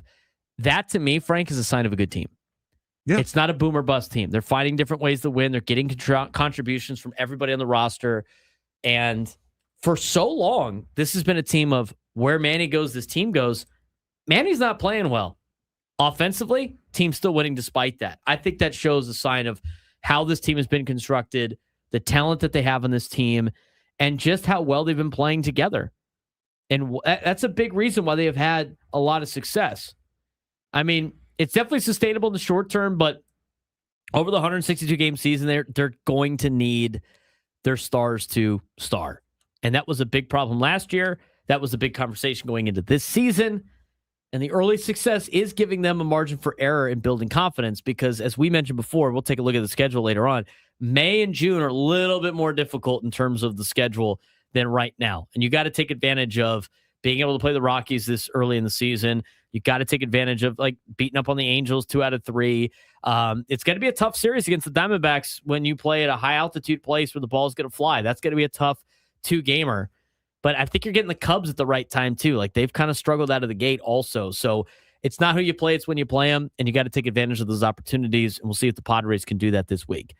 Without further ado, we do have to get to today's sports thread. What else is going on in sports? We got playoff hockey, we got playoff basketball, lots of other things going on in the sports world besides baseball. You know that group chat? The one that's always blowing up with the biggest sports takes, debates, and breaking news? You got barbecue back there, and you didn't invite me? Yeah, we've got that too.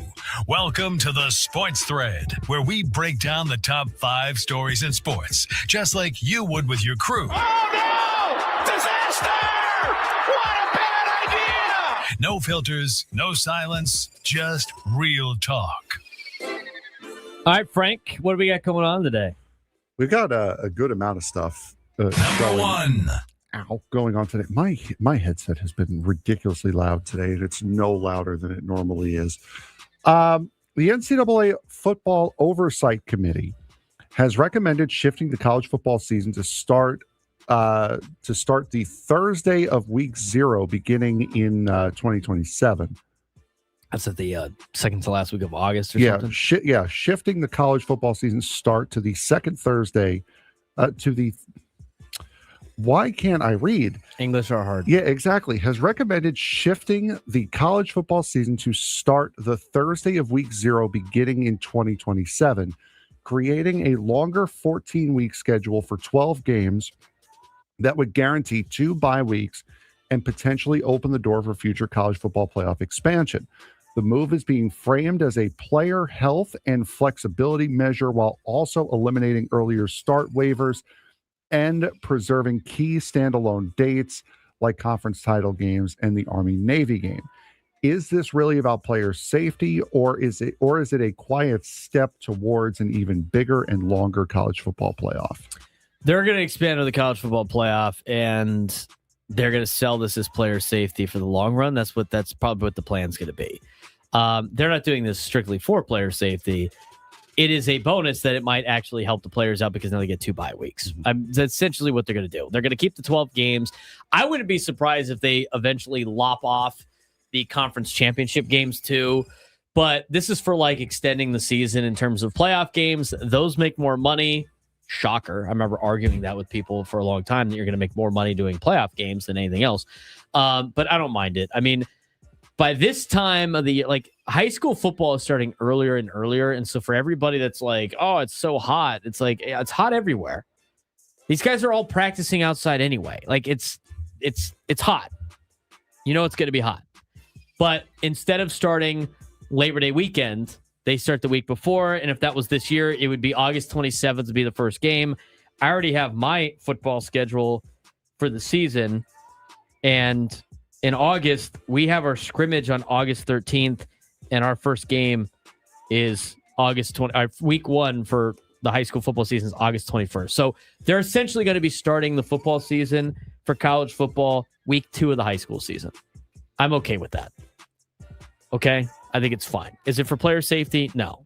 But they're going to expand the playoff eventually. The Big Ten wants 24 teams in it. They're going to get to that number eventually. They want to spread it out for some of these schools that have to play a lot of games. And it is a plus for them that you get 2 byes. There it is. There you go. Number 2. A judge has granted Owen Henneke an extra year of eligibility in 2026, delivering a legal setback to the NCAA after ruling it failed to properly evaluate his unique case stemming from a brief stint with Ohio State Buckeyes lacrosse. The former walk-on turned standout linebacker for the Oklahoma Sooners can now return for a 5th season after emerging as a key defensive piece in 2025, highlighting the growing trend of athletes using the courts to challenge eligibility decisions. Are rulings like this fair corrections for players, or is the NCAA losing control of its eligibility system entirely? How old is this kid? I'm not sure. Honestly. All right, so he's... You say he's going to play football or he's going to play lacrosse? Is it a lacrosse situation? He is going to play linebacker for the Oklahoma Sooners. Okay. But I think they said they're giving it back because he played a couple games for Ohio State lacrosse. Gotcha. So they ruled that he can have another year of eligibility. They ruled that he can't have the. They ruled that he can have a year of eligibility because he was they're not going to count. They're not going to count year. the 2 games that he played for lacrosse or something. Yeah. Okay, whatever.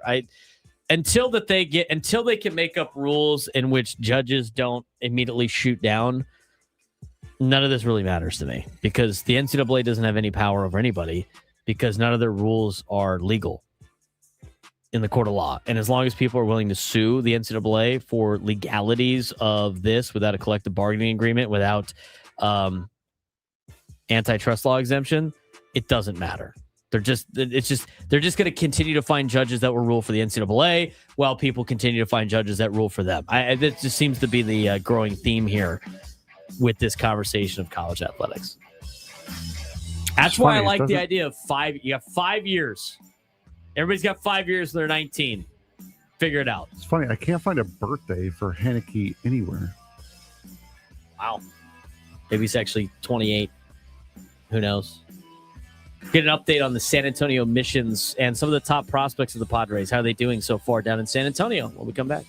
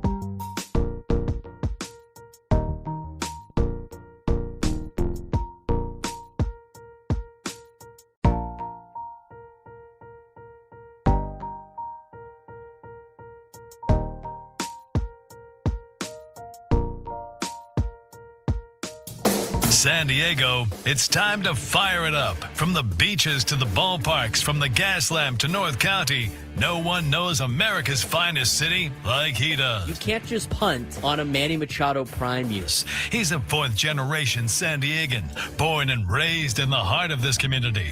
Passionate, opinionated, and always bringing you the real talk on your teams, your city, and everything in between. Braden totally knows his stuff. He's ready for the next step. That guy is good. Live and local, it's the Braden Surprenant Show. But I think Braden's one of the up-and-coming young stars in the media game in San Diego. Now, here's your host, Braden Surprenant.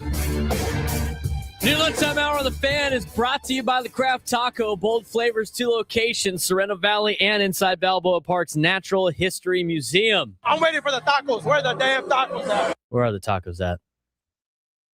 Need some tacos. I might have to get some tacos this week. Might drive up to Coachella Valley this weekend. Get some tacos on the way up. That's not a bad lunch idea on the way up to Stagecoach. Might not be a bad lunch idea on Thursday either, because we've got like a 20-minute show. Well, Thursday we also get Epic Wings too. Are we doing the Yeah. roundtable Thursday? I would imagine we're doing the roundtable Thursday. I would have to assume. Yeah. Oh, yeah. I would have to assume, since it's before when it used to be. Hang on a second. How long is our show on Thursday? It's like an hour, right? No, It's not not? even. It's like 40 minutes. It's a 40-minute show. What time's the game start? 12:10, 11:10 pregame? No, I think it's hold on, let me see. It's a 12:10 start. So they have 11:10 pregame on. Yeah, so we got an hour show. An hour show. Oh man, that would have been nice. That would have been in back in the day, it would have been just the round table. I thought it was a 40 start, honestly. I thought it was like a 11:40. No. Why can't- Colorado's on mountain time, so like all their stuff is like ours. It's just an hour. No, I know difference. that. Yeah, So I they thought go it was 5:40, 5:40 because it's 6:40 there, and then they go 1:10 afternoon start, and we get 12:10. Yeah. Okay. Shout out to the round table for inspiring me to get some epic fries. You are welcome, Juan. You are welcome. I just have to say, marketing is working. Get yourself some epic chicken fries. All right, enough of that. We got to get to our guest today. All of our guests join us on the SDCCU fan hotline. It's not Big Bang Banking. It's better. Down in San Antonio, they got good tacos down there. Is it as good as San Diego? You know what? I've been down there. It's been pretty good. There's a place called they're called Mi Tierra that's pretty good. But down in San Antonio, AA San Antonio for the Padres is their broadcaster, and Brian Yanselson. He joins us on the SDCCU fan hotline to tell us what's going on in AA San Antonio. A lot of big prospects down there for the Padres. Let's get an update. Brian, what's going on? How's your Monday? It's going great. Thanks for having me. Always love chatting with you guys. Good to chat with you as well, to give us an update on what's going on in the world of the San Antonio Missions. One of the longest running partnerships for the San Diego Padres. Took a little bit of a break there for a second, but then came back to Padres minor league affiliation not too long ago. Missions off to a 4-11 start. Obviously, the minor leagues, a lot of it's more about development than anything else. But in the first 15 games, what's the report on how the Missions are doing as a team? Yeah, you said the record, and obviously that is going to stand out to the casual observer from just looking at it and saying, oh, what's going on in San Antonio? But honestly, we just got back from what was a tough trip to Midland. The Rockhounds, who are the Athletics AA affiliate, they are loaded with talent and just a very good team. So you have to look a little deeper, and what Padres fans would be excited about is that the top prospects that we have, they are performing. I think, no one can talk about the Missions even here in San Antonio without necessarily all being Padres fans, without asking about Ethan Salas and what he's doing, or if he was going to be back, or how he was doing last year when he got hurt. But he is back, and he looks really good. The numbers may not stand out when you look at the 237 average, hasn't hit a home run quite yet, but you look at the swings and you look at how he is carrying himself. He's still just 19 years old, but he's so mature, and he's playing looser, in my opinion. I've been here now the entirety of his time with San Antonio, the different spurts that he's had. And at first, he was very serious, very cautious, and you could feel that he felt the expectations on him, but he just seems like he's having more fun. He seems like he's looser, and that is starting to come through in his play. He just had a 4-game hit streak, which was snapped in Midland, but he looks really good. And then Miguel Mendez, our next top prospect, the number 3 overall for the Padres, he looks phenomenal. He has only allowed 2 runs in his 3 starts. He just came off an impressive performance against a Midland offense that is very talented, and he is racking up the strikeouts. He touched 100 miles an hour 8 different times, and I'm not used to having to count that when I'm watching a pitcher, but that's how electric he's been. So even though the record is not where the Missions want it, Salas and Mendez are 2 top prospects, and the Padres' top prospects. They are doing what they need to do to make a good impression. Let's talk more about Ethan Salas. I mean, obviously the glove is like well above where he should be at age 19, and there's no question about how he commands a pitching staff. You know, his defensive skills. I mean, everything like that has been top notch, and we hear a lot about it. But from an offensive perspective, and you mentioned it, no, he's putting together better swings, but his numbers are not jumping off the page. He's still only 19 years old. I mean, he is, you know, way younger than everybody else that he's competing with. But what were some of the goals that he might have mentioned, or what are some of the things that the Padres kind of want to see out of Ethan Salas that he's been working on from an offensive perspective that's going to get him promoted to the next level? Well, something that's been a really interesting development is he's hitting leadoff for San Antonio. And I talked to him about this the other day. He's never really hit leadoff before. He didn't expect it. It wasn't a conversation that was had with him. He was just penciled into the lineup there one day, and he has led off ever since for about a week now. That whole series in Midland, he was at the top of the order. And you can see a definite focus on hitting the ball the other way. I can probably count on one hand the times he's pulled the ball, that his best hits have been a double down the line a couple of days ago in Midland. He drove in a run. It was shot down the third baseline. There was nobody over there. And just swing after swing, sending it the other way. He went 0 for 4 2 nights ago. It was on Saturday night. And 3 of the ground outs were 95 or above off the bat. And it was just directly to shortstop or made a terrific play with, ironically enough, Leo DeVries robbing him of a couple of plays. But one of those was 105 off the bat. I remember it very vividly because you kind of mark it down to say, okay, it wasn't a hit, but the approach is there, the effort is there. So I would say the leadoff is definitely an interesting thing that clearly they have something in mind of getting him more at-bats and giving him the opportunity to get on base, and then hitting the ball the other way is what has stood out in terms of his approach at the plate. Let's talk a little bit more about like him being a lot younger than everybody else. I mean, you and I have been saying it, but you know, for the people driving around listening, you know, this is his age 20 season. He is currently 19 years old. And for people that might not know, I mean, they just look at the minor leagues and it's like, oh, they got a lot of young guys, and baseball players get drafted out of high school in the United States, and a lot of international guys get signed at a young age. But for Double-A, Brian, what is the average age of most of the players that play Double-A baseball, you know, professionally here in the United States?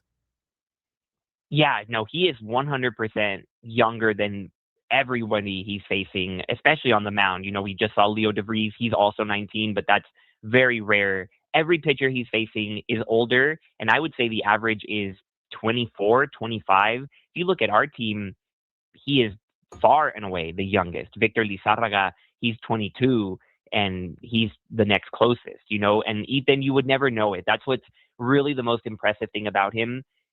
So mature for his age, the way he carries himself, the way he leads the pitching staff. He picks really good moments to go out there at the catcher position to have a conversation with his pitcher, settle things down. You can just see it. And the leadership is also there. We have a catcher, Chris Sargent Jr., who went from independent baseball to the Double-A level. And then we also have a catcher on the development list that's with the team. And the other day I was just sitting by the dugout, and Ethan is working with our manager, Chris Tremy, who was a big league catcher himself. And Ethan is leading the drill and helping Chris and Jake Bold with different technique and showing him things that he used to do growing up, learning from his dad. And so to remember that he's 19, he's barely had experience at the professional level, but he's carrying that torch of I'm a leader, I'm looked up to, and it is definitely shining through. So you would never know his age by looking at him. And it is very impressive when you look at other teams' rosters, knowing that he will probably not face a pitcher that is younger than him all year. It is all veteran guys at the AA level. And when I talk to scouts or people around the game, they say that jump from high A to AA still remains the difference maker. You know, people can get to AA, but that's often where they stall out. That's where the real separation begins. And so he's going to get the opportunity to have a full year here in San Antonio, more likely than not, and continue to prove that he can make it. But in terms of his leadership and already seeming like a veteran, it's 100% there. We're talking with Brian Yanselson. He's the play-by-play man of the San Antonio Missions. Give us an update on AA San Antonio for the San Diego Padres in terms of their farm system. We talked about the Chihuahuas last week, talking about the Missions this week. So we talked a lot about Ethan Salas. You mentioned Miguel Mendez. He is the third overall prospect for the San Diego Padres, a right-handed pitcher in AA. We've seen a lot of the Padres we've seen the Padres make a lot of moves with pitchers coming up from AA and making the jump to the big leagues. Obviously, pitching the PCL is a little bit different than pitching the Texas League. But what have we seen early out of Miguel Mendez, for the Padres' number 3 prospect? It's been absolute fire. That's the word to describe it, with the velocity that he is reaching. Last year, sitting mid to high 90s, eventually touching, 97, 98, but that was it. This last start, he hit 100 miles an hour 8 different times. And when he wasn't at 100, he was at 99, 98, the entire start. He went 5 innings against Midland, and it looked easy. And he paired it with a really good slider that worked especially well against right-handed hitters. So those are the 2 pitches that are really working for him. I would say the biggest goal for him and everyone around him is helping him develop that 3rd pitch and making it even nastier. He has a changeup that he uses every now and then, but it's not quite as consistent. But when it comes to the 2 pitches that he has mastered, the fastball and the slider, it is definitely there. He's still very young, relatively inexperienced, so I would expect him to be with us for a while. But of course, you never know. Last year, our 2 best pitching prospects, Braden Nett and Henry Baez, I remember talking to you in July, and they were gone a couple of weeks later in a trade, and now they're in the Athletics organization. So you never know what their plans are, but Miguel has looked very impressive to start the year. Sat down with him after his start in Midland and kind of chatted with him, and he said that being at big league spring training really helped him out, just being around the guys and the stars and understanding what it takes to get to that level. And he credited just work on hitting the zone and really letting the other team beat your best stuff. Because I was asking him about his velocity and where that came from. And he said he's decided to say, look, if you're going to beat me, you're going to beat me with my best stuff the entire time. And that means my highest velocity with the fastball. And here, try to hit it. And Midland couldn't. Nobody has been able to so far in 3 starts. He faced Tulsa and he also faced Corpus Christi. And so he looks like someone that when he goes out there, we have a chance to win. And that says a lot about him already at this stage. We're talking with Brian Yanselson, who is the play-by-play man of the San Antonio Missions, as we get an update on what's going on in AA San Antonio. Obviously, we talked about this last year. I mean, AJ Preller at a trade deadline is a scary time in the minor leagues for the San Diego Padres, because a lot of guys are definitely moving all over the place. Who are some of the names that we haven't talked about that Padres fans should be paying attention to, either for call-ups or, they've been playing really well, they might, earn their spot as somebody on maybe another organization via trade? Who are some of the maybe a little bit of surprising starts to the year that Padres fans could be excited for? Yeah, absolutely. So it's really funny that you mentioned the whole trade. I know I just brought it up as well, but I was thinking back to our conversation a year ago. And when you asked me this question, I said Brandon Valenzuela, and now he's in the big leagues with the Blue Jays after a trade, but was proud of being able to say that, and just so proud of him, somebody who spent so much time in San Antonio, really great guy. And now he is shining at the big league level, just with another team. And I would say this year, apart from Salas and Mendez, a couple names that have really started to stand out. Carson Tucker. I don't know how much Padres fans know about him or have heard of him, because he's brand new to the organization, but he was the Cleveland Guardians' first pick in 2020, first round pick in the 20s. And he was in the organization a couple of years, never really caught fire, struggled with injuries, and just never put a season together. If you look at his numbers, you can kind of see that it never was fully there for him. And Cleveland ended up releasing him in 2023, and he actually left the game for a little bit, didn't come back until 2025 in the Pioneer League, played for the Ogden Raptors, actually the same team as Chris Sargent Jr., who's now on our team as well. And the Padres took a flyer on him, signed him to a free agent contract ahead of this year, and he looks incredible. He just snapped an 8-game hit streak to start the season. On Sunday afternoon, he didn't get a base hit, even though he hit 105 to Leo DeVries and was robbed. But before that, a hit in every single game that he had played in. He's played at third base, shortstop, and second base, looked amazing defensively, even was thrown out in right field for an extra inning game after he came in as a pinch runner. And he had one of the best plays of the young season already. Runner on third, nobody out in that extra inning situation, caught the ball and threw out the runner trying to score from third, an absolute bullet. So he has shown versatility defensively. He has done well everywhere he's played, and he has hit the ball. He is hitting line drive after line drive, mostly to the opposite field. Hasn't shown the power necessarily. He's got a double that was on a line drive the other way, hasn't pulled much and not a lot in the air, but it's just line drive off his bat that you can tell he's locked in, and he's having a lot of fun. Gotten to talk to him around the cages and look forward to having even more conversations with him. But if you look at Cleveland, they're usually a team that drafts really well and develops really well. And so for them to have taken him in the first round back in 2020, clearly they saw something. Now, obviously that was the pandemic draft.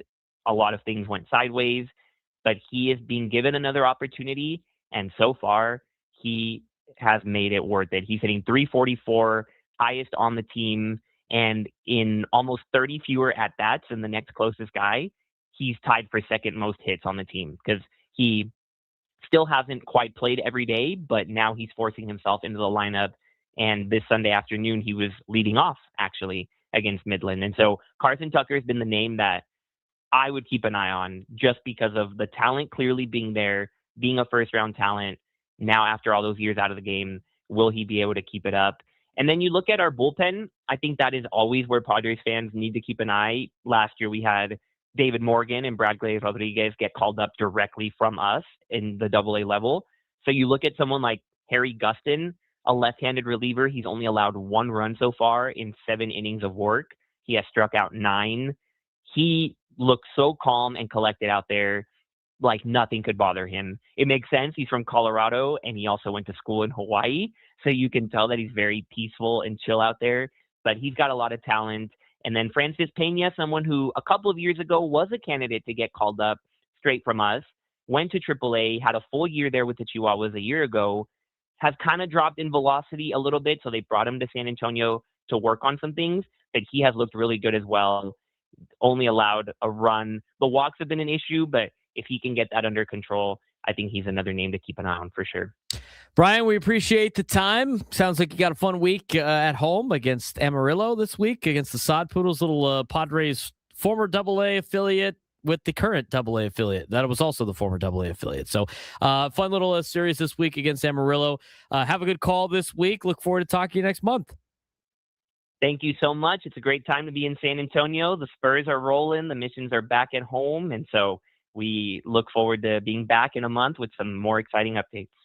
Thank you very much. Brian Yanselson, the play-by-play man of the San Antonio Missions, giving us an update on what's going on down there. And again, like when we go through this with all of the minor league teams, you know, the Missions aren't off to that great of a start in terms of their overall record, but some good reporting on individual players. Sounds like Ethan Salas is getting off to a pretty good start. And again, he is, like, according to Baseball Reference, he is 5 years younger than the average player in AA. That's everything you need to know about that. When we come back, all right, we'll talk about it. Kristen Script Ranch was right. We kind of briefly talked about it on Friday, didn't get to a deeper dive. People wanted us to talk about what we have seen out of Jake Cronenworth. We'll have that conversation when we come back on the Braden Surprenant Show, setting Summer Sports Station 97 through the Fan.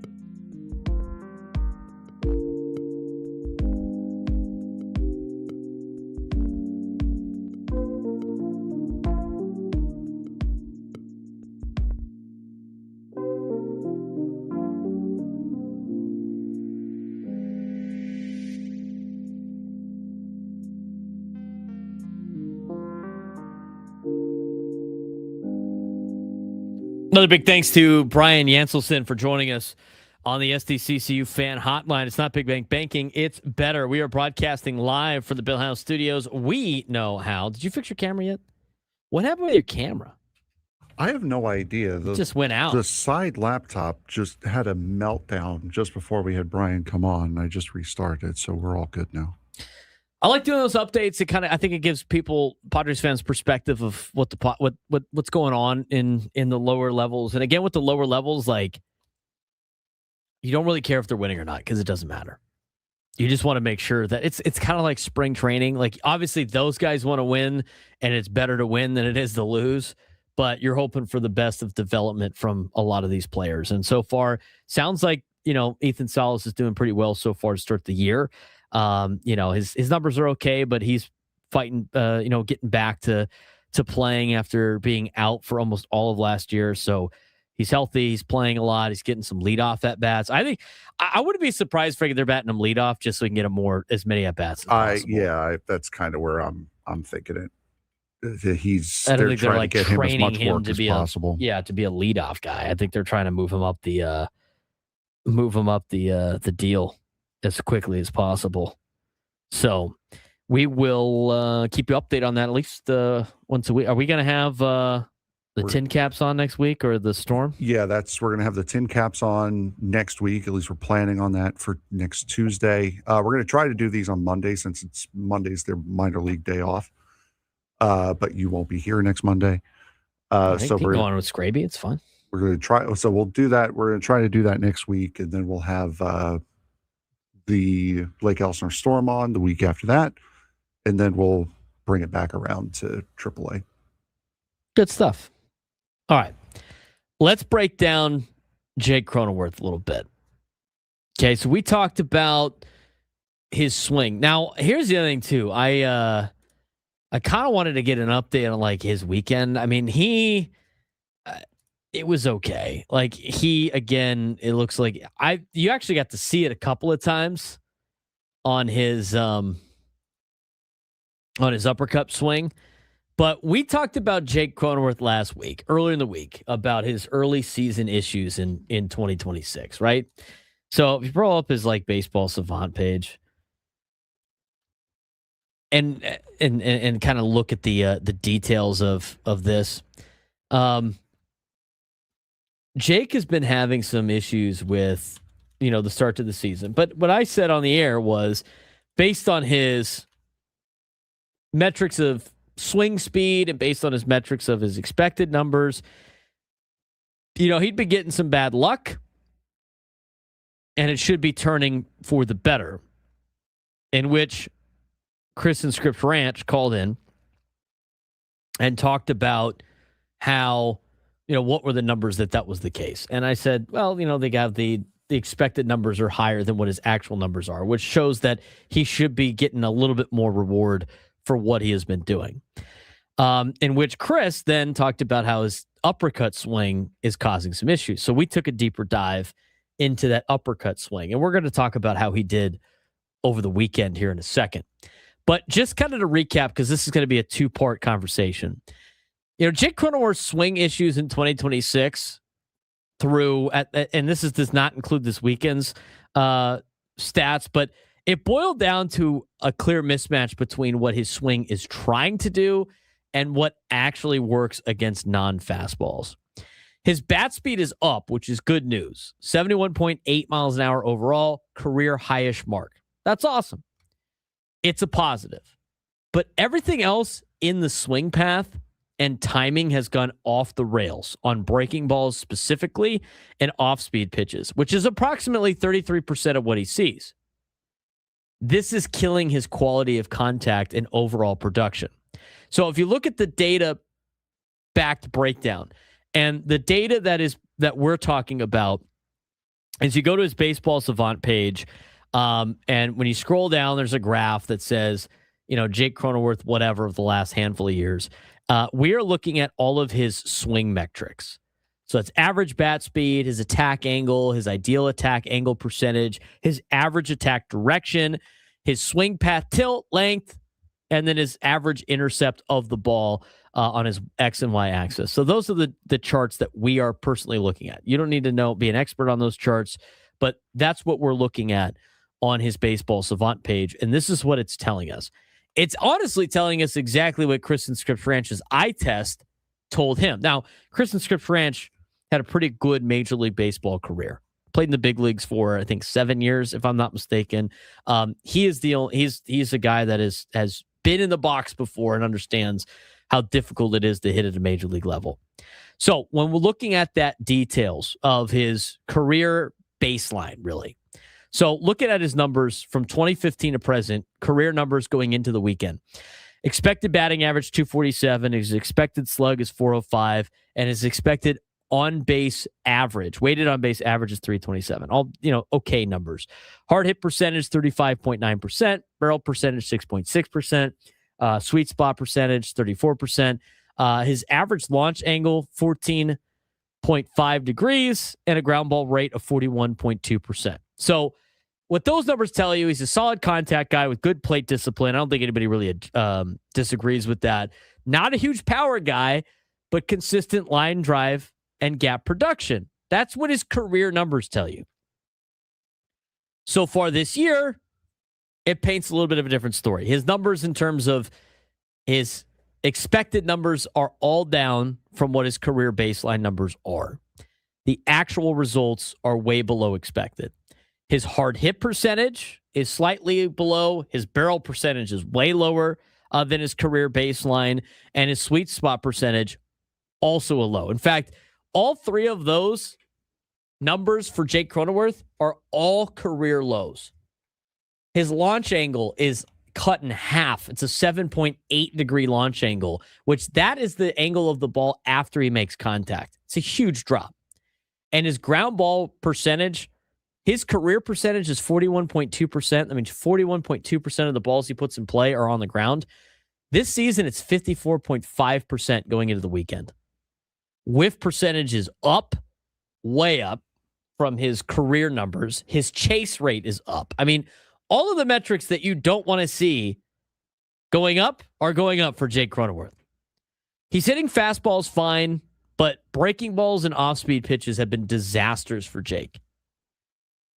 And what the charts show is wrong with the swing. The problems are almost entirely on breaking and off-speed pitches, where his fastball metrics have stayed relatively stable.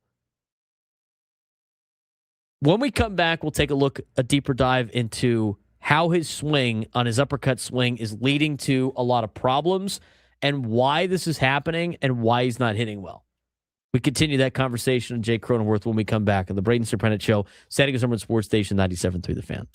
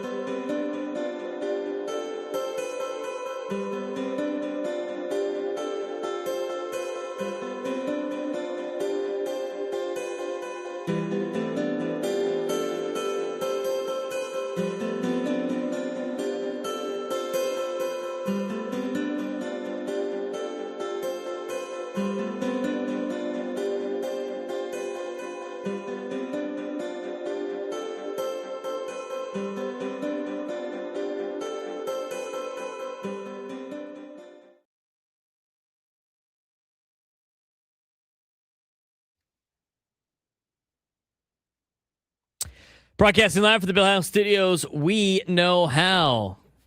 We have 4 segments left. Wow. Show's flying by. All right. We're taking a deep dive into Jake Cronenworth's swing here. Now, I have gotten the numbers from this weekend for Jake. So here are the season numbers that we're going to talk about, and we're going to dive into what he did this weekend in terms of his April trends for his swing metrics. Now, if you go on Baseball Savant, you can see all these charts.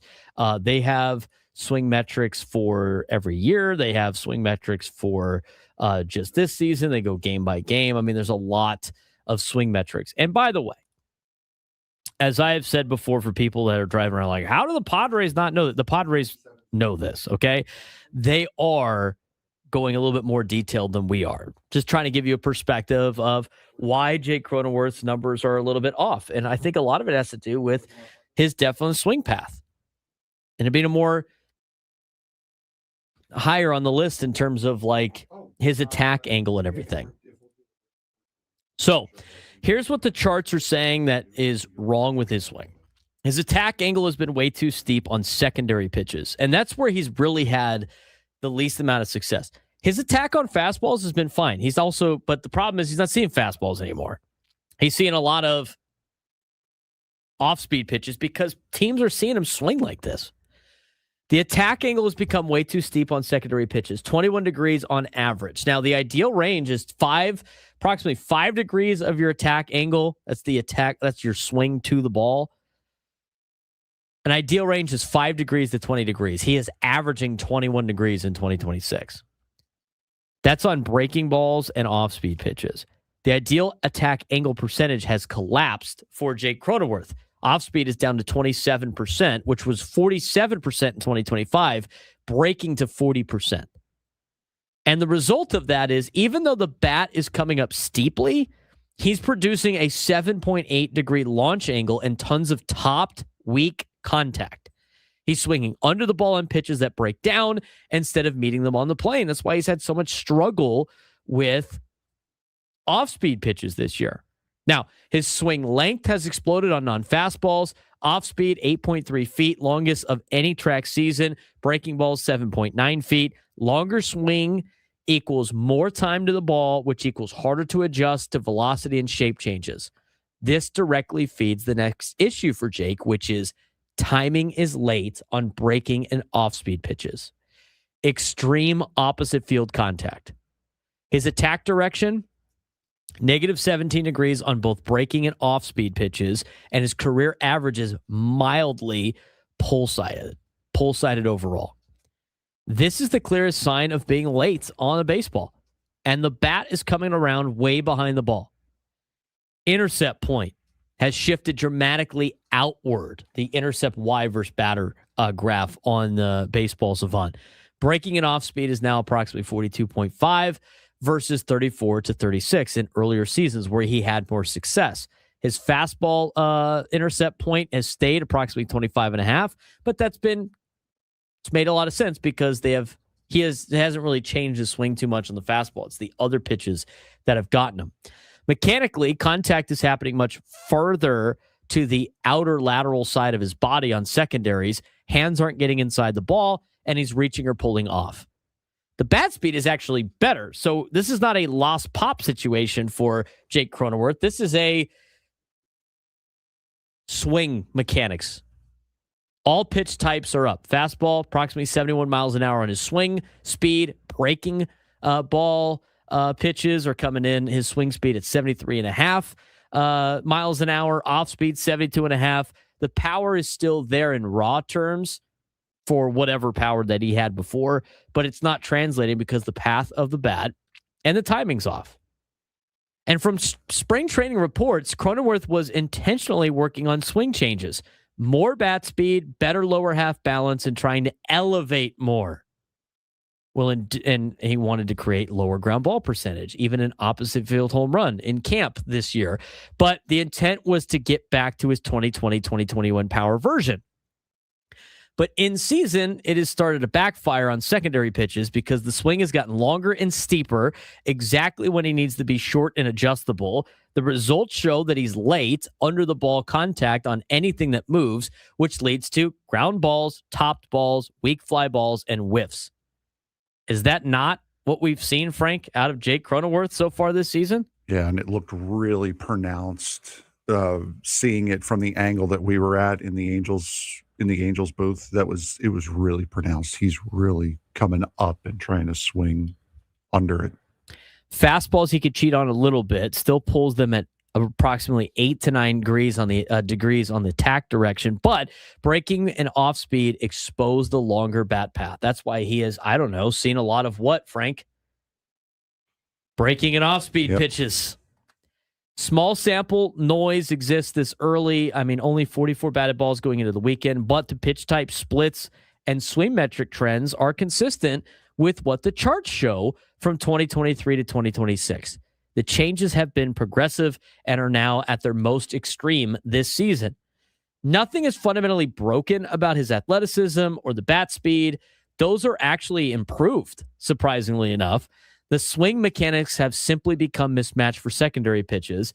He's trying to lift more, but the longer steep path is causing him to miss under breaking balls and off speed instead. Until he shortens the swing or flattens the path on those pitch types, or pitchers stop throwing them as much, which I doubt that will be the case, ground ball heavy, low launch, low production profile will continue for Jake Cronenworth. Now, let's take a look at this weekend. Bat speed, again, has been great. Like, the April trend for Jake Cronenworth's bat speed, highly volatile, but consistently elevated versus career. He is seeing a spike in his bat swing in terms of his speed. Early April had more 68 to 72 mile an hour games. Mid to late April trended higher. Versus career, every game except a couple of outliers is above his 2023-2024 norms, which confirms that the intentional multi-year bat speed gain. So he's actually gaining velocity on his bat speed. And last week, from April 13th to the 19th, was actually his strongest stretch of the month in terms of bat speed. Off speed peaked at 78 miles an hour on his swing against off-speed pitches, which is highest reading in all of April, before settling at 76.5 miles an hour. When he swung at breaking balls, 76 plus miles an hour multiple times. Fastball stayed relatively the same. But this is the clear positive. This is why he's not like cooked. You know what I'm saying? This is why his ability is there. He just needs to figure out, he has to figure out the swing path. So I think that sign, Frank, from those numbers are encouraging that his bat speed is actually there and improving. That's the good news. Yeah, there's nothing wrong with him. It's what he's doing. Now, Correct. I don't understand why it goes around every now and again what Pete Rose, when he was on MLB, what he said about when a hitter gets into a slump. You don't change your swing. Your swing got you to the big leagues, so you don't change your swing. I don't understand why these players are so open to people changing their swings. I understand that there might be some things that you're doing that you maybe have gotten past. If you have a hitch in your swing, maybe there's a way that you still got into the majors, and your hitting coach or whoever is trying to help you smooth it out to help progress you. But to change your swing entirely, to try to become a player that you're honestly not. Jake's not a power hitter. No. So he's trying to find those power numbers with this uppercut swing. I don't understand why players now are so open to having their swing completely change, and it's destroying their numbers. I also don't understand it when he's already under contract. Yeah. I get it when you're young and you're in the arbitration years and you got to get the big contract, because what sells in Major League Baseball right now? Home runs. Yeah. The big contracts go to guys that have a high slug and hit home runs. At this point, like, he's gotten the money. He's under contract for the rest of his career because when his contract is done with the Padres, he'll be 36. He might get maybe one more contract, like if he's lucky, but it's not going to be a lucrative one. He signed his lucrative contract. Now it's like, just go out there and play ball. I mean, I don't know what he has to worry about at this point in time. And I know hitting home runs is nice, but he's not that player. I just that's what's surprising to me about, the way his swing is. Now let's look at like the April trend and last week because it's getting worse. Attack angle by game. Again, this is all numbers on Baseball Savant. His April trend shows extreme swings. Breaking balls frequently, he's swinging at a 20 to 30 degree attack angle. Now, he's coming in like this. Very steep. Off speed starts high, then drops late. Fastballs bounce between plus 10 degrees and flat negative readings common. He actually has done well against the fastballs, but he's been unable to have successful swings against off speed because he keeps swinging up on him. It's much more variable than his steadier 6 to 7 degree seasons that he had where he was putting up good numbers. The 2026 average is 9 degrees, is higher on the fastballs, but daily inconsistency is new. Last week, continued volatility with his attack angle. Breaking balls spiked to approximately 31 degrees. The sweet spot, Frank, is 5 to 20. He was swinging at breaking balls at a 31 degree angle and then dropped sharply. Off-speed declined from 27 degrees to 14 degrees. Fastballs ended negative, not stabilizing yet. At least it sounds like he's made somewhat of an adjustment with his attack angle, so that's good. The ideal attack angle percentage by game, extremely spiky in the month of April, multiple 100% days, perfect optimal range on the few pitches seen, mixed with 25 to 35% days. And in his, career, lower consistency than 2024, 2025 peaks. But last week, he had some elite days, but also approximately 33 to 35% days, still inconsistent. And that's like trying to hit the right attack angle every time. The percentage of him doing that, he has had good days. He has had bad days. He's been all over the place. Swing length by game has been longer overall on the breaking and off-speed pitches, noticeably longer than what his numbers have been in his career. Last week, he has had the longest swings of the year before shortening. Off-speed also long. This extra length pairs with higher bat speed, but also can hurt the timing, and that's where you get those ground balls.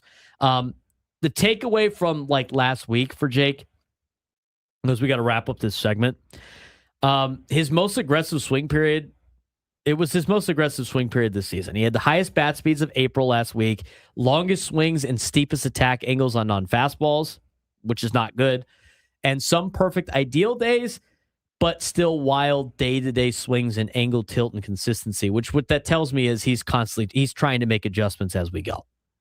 That's what it tells me. So for the Padres, the underlying tools are improving, not collapsing, so that's good for Jake.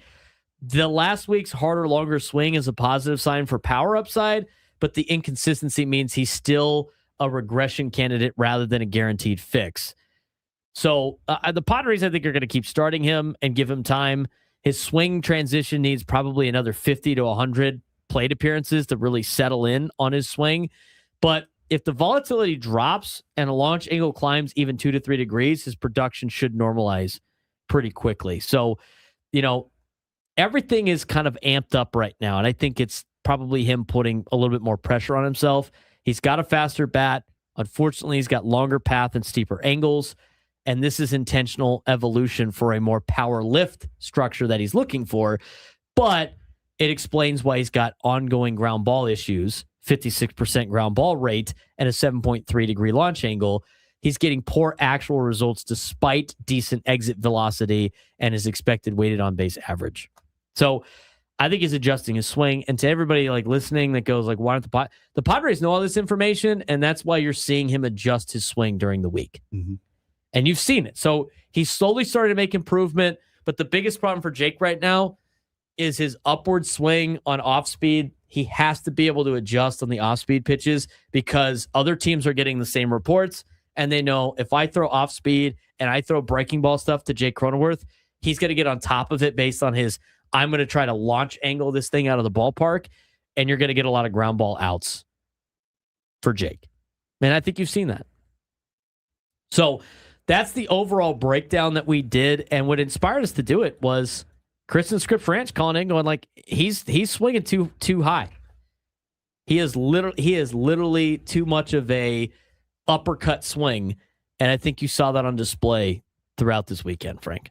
Yeah, and it's like I said, you could really see it pronounced in Anaheim because the press box there is a little bit lower. It's set a little bit further back and lower than it is at Petco, and you can really see him getting like up under and trying to swing up instead of trying to swing level and swing through.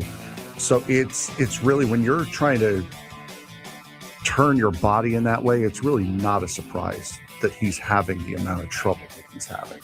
Do we have a contestant for the Midday Sports Standoff? We do, yeah. All right, we'll get to that when we come back to start the 1 o'clock hour. Start diving into what the Padres expect from the Rockies. And San Diego FC got smoked over the weekend. We'll talk about that as well in the 1 o'clock hour. Braden Surprenant Show.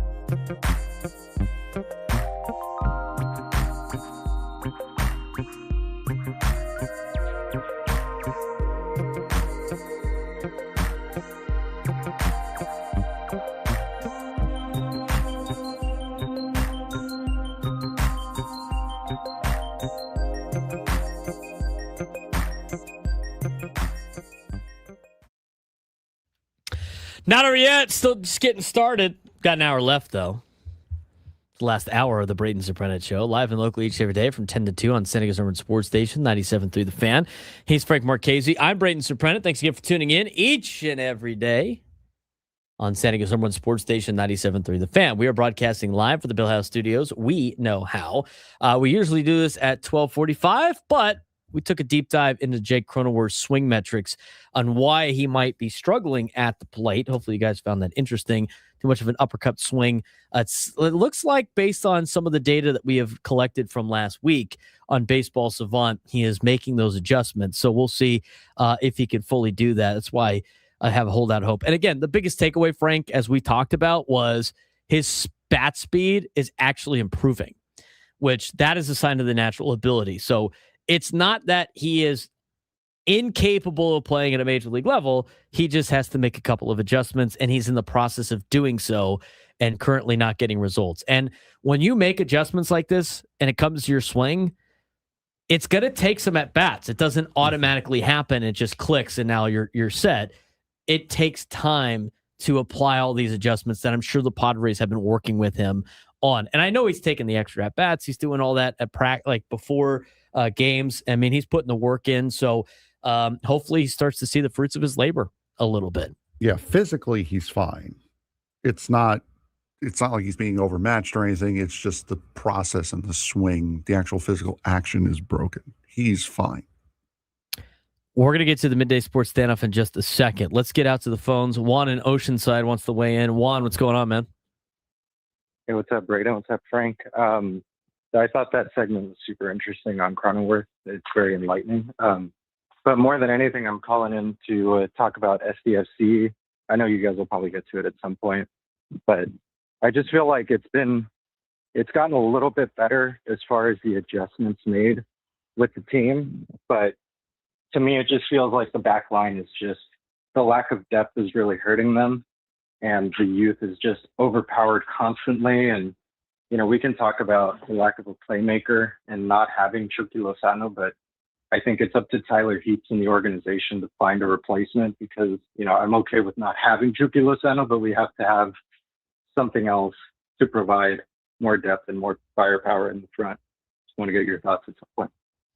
Yeah, well, it's a good phone call. And I do agree. I mean, we've been talking about, I feel like, the same thing for the last month and a half now, Frank, about the problems of San Diego FC. They made progress, though. They're making progress, but they still need to card. No red card. They actually got to finish the game with 11 guys. Yeah, that's goal Step achieved. in the right direction. Step in the right direction for San Diego FC.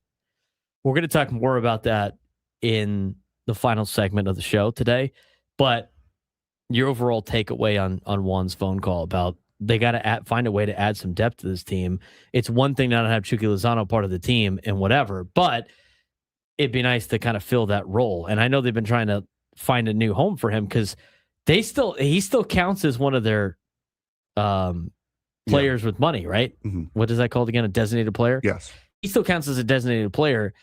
He's kind of burning a designated player spot for him for San Diego FC. Here's the thing: as soccer fans know this, but if you're watching San Diego FC and this is your first real introduction to soccer, there's only 2 times during the year where you can actually make transfers.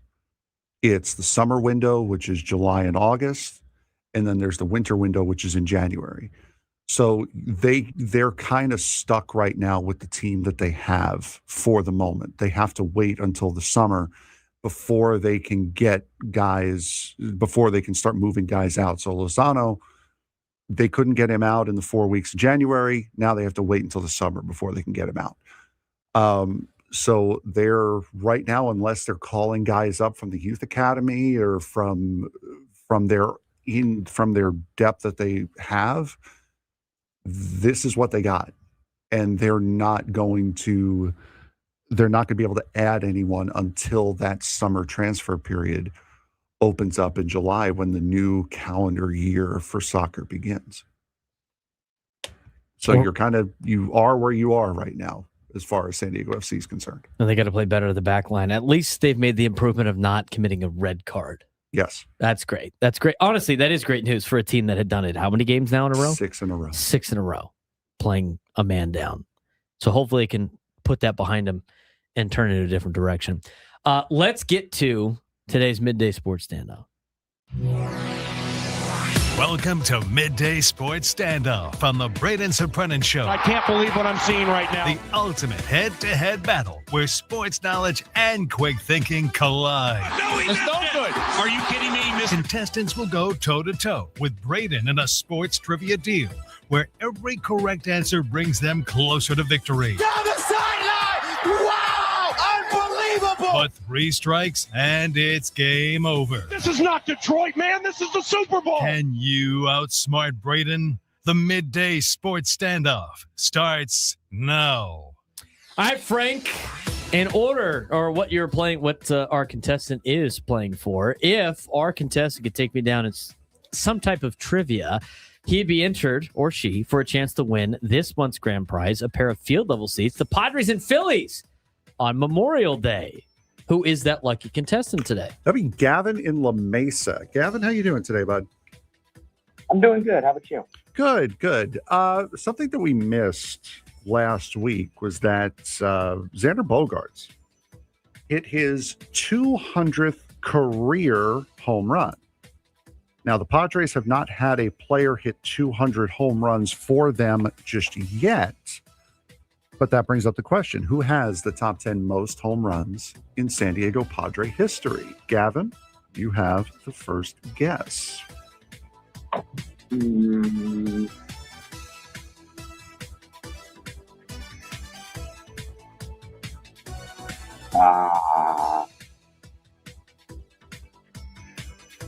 Anyone in the Barry top Bonds. 10? What was that? Can you hear me? No, I thought, what did you say? I said Barry Bonds. For the Padres. For the Padres, yes.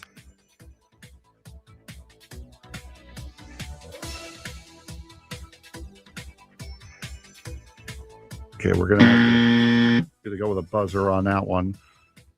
Braden, first crack. Manny Machado just passed somebody. Manny Machado is number 1 on the list. He has the most home runs as a Padre, 196. Gavin? Nate Colbert. Nate Colbert is number 2 on the list. He's hit 163. Braden? Yeah, that was my next guess because he was the career guy for home runs. All right, let's go with, I think Fernando's actually up on that list. It doesn't take a lot for the Padres just because of guys not playing on the teams, or guys not on the Padres for a long period of time. Fernando is number 6 at 152. Gavin? Tony Gwynn. He would be number 7 at 135. Let's go with Dave Winfield. He is number 5 at 154. Gavin? Will Myers. Will Myers is number 8 on the list. Braden? I'm pretty sure Adrian Gonzalez is near the top. He was like close to beating Nate Colbert. He came 2 shy of Nate Colbert. He's 3rd at 161. So we're missing number 4, number 9, and number 10. Phil Nevin. Phil Nevin, correct. Number 4 with 156. We're missing 9 and 10. Ken Caminetti. He is number 10. Gavin, you still have a chance. If you get this one right, you're going to tie it. Ryan Kalasco. Can't say his last name. Correct. That is 5 and 5. Gavin, hang on the line. I'll get your information during the break. So there you go. Padres top 10 home run hitters in their careers. He didn't know how to pronounce any of the names that he was reading off of the sheet in front of him. Klesko? Neven? Come on. Really? His first answer was what, Frank? I'm not getting in the middle of this. Barry Bonds. He tied the game. What happened to your question you were gonna do last week? Yeah, we're gonna save that for we're gonna save that for Wednesday now, since that'll be the last time we have a chance to do that this week. That'll be the last opportunity to play the game this week. Will be Wednesday. All right. We're gonna do like a fun Friday question from now on. Fun Friday question. I'm telling you, dude, you don't have to get you can mix in the other stuff. Yeah. That's what we're gonna do. I can't even tell you the pronunciation he had for Ryan Klesko. I can't even think about it off the top of my head. Wow. I plead the fifth.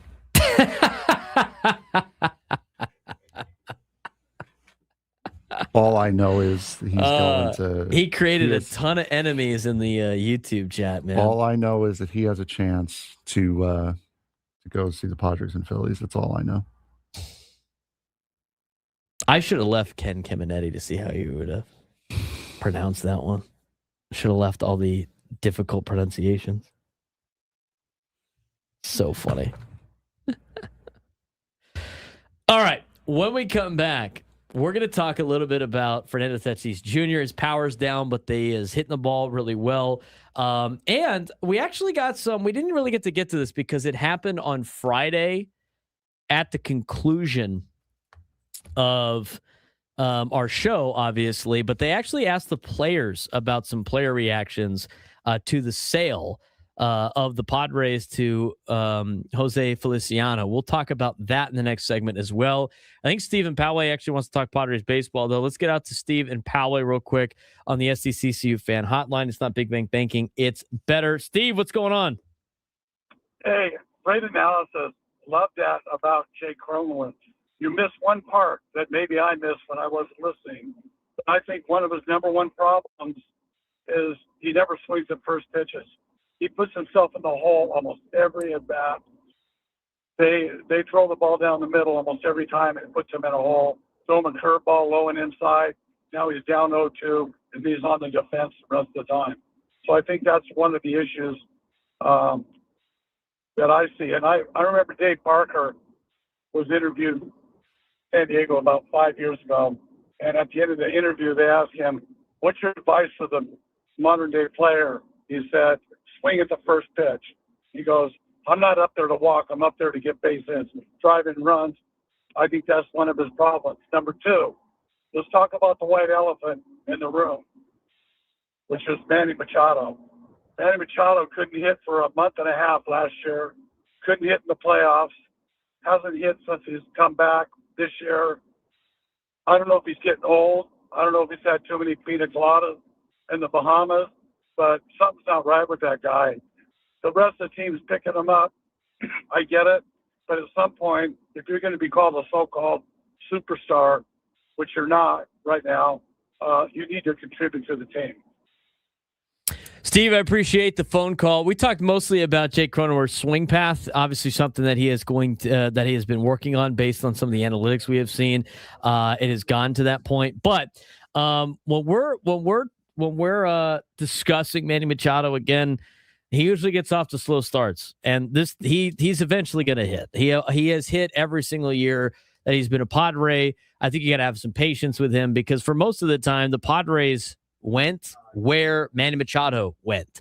Right now, Manny's not doing that great, and the Padres are still winning. I think it's going to turn around. And you know what? There's nothing better to get the offense going in terms of power numbers than playing on the moon in Colorado and playing on Mars in Mexico City in terms of the elevation numbers. I mean, the ball is going to fly all week long. I mean, so here's what Padres fans need to realize going into this week. The starting pitching and the bullpen might give up a little bit more than you're expected. I mean, if they go up there and shove in Colorado, that's great news. But pitching in Colorado is tough because a lot of your stuff does not work as well at high altitude. The outfield's huge, and the ball jumps there at Colorado, which everybody knows this. And then when you get to Mexico City, Frank and I discussed the amount of home runs that were hit the last time the Padres were there. I mean, it was like almost every pitch. Almost every at bat. I think almost every run was scored via a home run. Wasn't that right, Frank? When they were down in Mexico City? Yeah, there was a vast majority of them were for sure. I mean, it was a lot. So I think you're going to see some power numbers adjust. And again, like for me, Frank, I'm not super worried about Manny Machado because he finds he gets hot eventually. And what you want is you want him to get hot for the middle and the end of the season. Then at the beginning. The fact that you're winning despite him not hitting very well, I think is good news. It's taken him a lot. Sure. It's taken him a lot to get going in almost every single year of his career with the Padres. Yeah, he's not a strong starter. Last year was a little bit of an anomaly, but we'll take a look at it. I do want to talk about Fernando's numbers. I think a lot of people are worried about Fernando's numbers in terms of power numbers, but he's hitting the ball well. I mean, he's hitting the ball well to all fields. I mean, he is really you know what I saw him do a couple of times this weekend? Is that slider away that's just a disgusting pitch for everybody that he usually swings and misses at. He kind of like flicked it out over into right field a couple of times this weekend. That was good to see. So he's finding different ways to, get himself on base. He's hitting the ball incredibly hard. And, for the Padres, yes, you want to see Fernando get some more power numbers up there, but I think he's hitting the ball well. I think he's going to come out of his, relatively his slump, if you will. So in terms of his power numbers, he's going to hit a home run eventually. He's not going to have 0 home runs. But anyway, if you look at some of the stats that Manny Machado has put up in his first couple of years with the Padres, like in the first couple of months, I mean, not to say, like, I guess he would take this, but he hit 236 in his first month in a Padres uniform with a 693 OPS. 4 home runs and 12 RBIs. Everybody was freaking out about it then when they signed him, and he ended up having a good year in 2019. I didn't want to include 2020. That's kind of a waste anyway, but early months for 2021, again, for the entire first month of the year for Manny Machado in 2021, it's another year where he didn't necessarily put up the greatest numbers in the world either. He gets off to slow starts. So when we come back, we're going to talk a little bit more about Padres players reacting to the potential sale to Jose Feliciano. We'll talk about San Diego FC in a little bit as well, and we'll dive into what Fernando has done at the plate, this season so far, and why it's a step in the right direction. We'll get to all of that as we continue on the Braden Surprenant Show, Standing Number One Sports Station 97 to the Fan.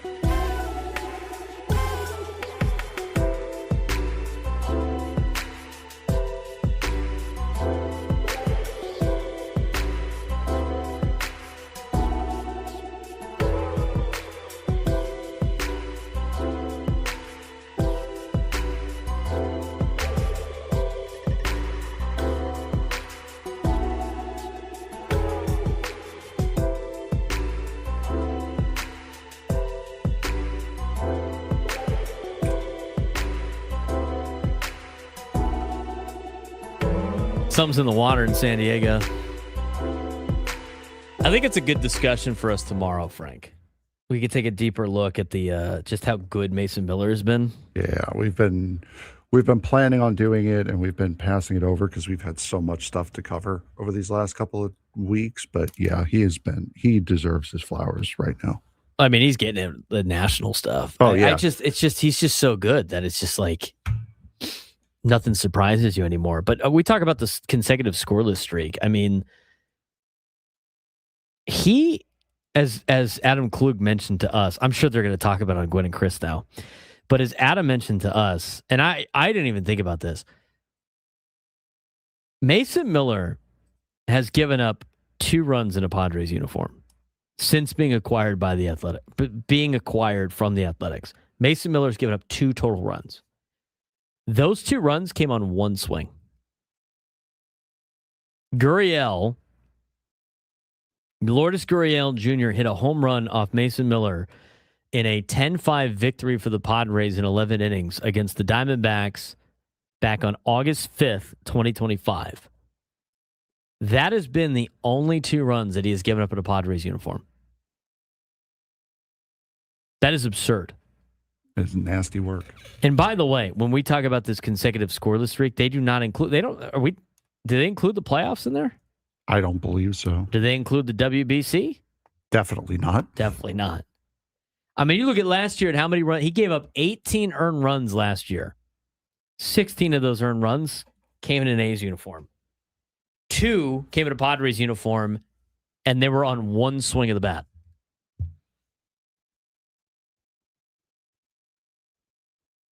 Did you know last season?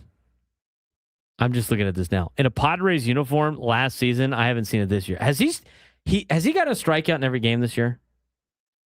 I believe so. Maybe not the first, but the first outing was a little shaky. But other than that, I believe he has. Look that up real quick. I would be more surprised to learn that he hasn't than if he has. Look at the game logs for Mason Miller for 2026. Look at strikeouts. I know. Yes, he has had a strikeout at least. In fact, he has had multiple strikeouts in every outing this year except for 1. And that was against Seattle a couple of days ago when when Craig Steppen made a joke about it. Yeah. Did you know he's washed? In a Padres uniform, Mason Miller, out of all of the, how many has he had? Out of all of the appearances he has had for the Padres in a Padres uniform, he has a strikeout in every single game except for 1. He has at least 1 strikeout. What is the daily betting on the over-under of the strikeouts for Mason Miller per outing? What is it, like over-under 2.5? You want me to make it a little bit crazier for you? That strikeout, that walk that he had on Saturday was the first walk he's had since his first outing of the season. And his 20 pitches that he threw the most on Saturday is the most he's thrown all season. He threw 19 on April 1st. He threw 18 in his first outing. He has not thrown more than 15 pitches since then until Saturday. I don't care whatever which way you want to look at Mason Miller's game logs, something jumps out to you every single time. Something crazy jumps out to you every single time. We sit back and watch him in the press box. We just sit back and laugh. That's all you can do. He is so disgusting to watch on television. Go watch him in person.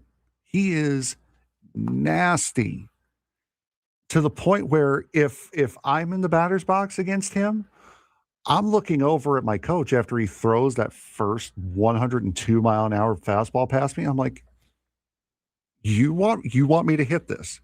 You're expecting me to hit this. I know I'm a professional athlete. I know I'm making tens of millions of dollars. Did you see I'm not hitting that. Did you see Vaughn Grissom yesterday? No. You didn't see him against Mason Miller yesterday? No. Mason Miller throws him a slider. He ducks out of the way for his life, thinking he's going to get hit in the face, and it was like almost right down the middle. And he looked back at the umpire like, was that? And he was like, yeah, that's a strike. Excuse me? Hey, wicked. He literally like goes like he's about to get drilled in the face. He did like the Fernando like flip back. Can I have It's for me and just strike. Well, do you mind if I have a challenge here just so I can see where the pitch was? Yeah, I don't care. Where did that look? I don't care whether it's a strike or not. I just want to see where it was that I ran away from. I will say it. this. If you are losing in a game, you might as well just save your challenges for the last inning for Mason Miller just to see how cool, just to see where he locates pitches. Just be like, I'm not hitting that. There's no way. I just want to see it. I mean, and now it's also another thing I just noticed. Back-to-back outings, April 8th and 9th against Pittsburgh and Colorado. 10 pitches, 9 strikes. He is 5 strikeouts. He is only allowed a multi-hit outing once in a Padres uniform. It was his first outing. He gave up 2 hits. He's allowed 2 hits this season, period. He is allowed the same amount of hits this season as he is allowed earned runs in a Padres uniform in his career. 2. I'm telling you, the more you look at like his game logs, the more you're just like, are you kidding me? And we never pay attention to it because it's just automatic. Every time he comes in, it's automatic. We'll take a different look at this tomorrow, but he struck out the side. Now, 1, 2, 3, 4. We're looking at this year? 6, 7, 8. Before Anaheim, he had 8 appearances before Anaheim in the month of April. He struck out the side in 6 of them.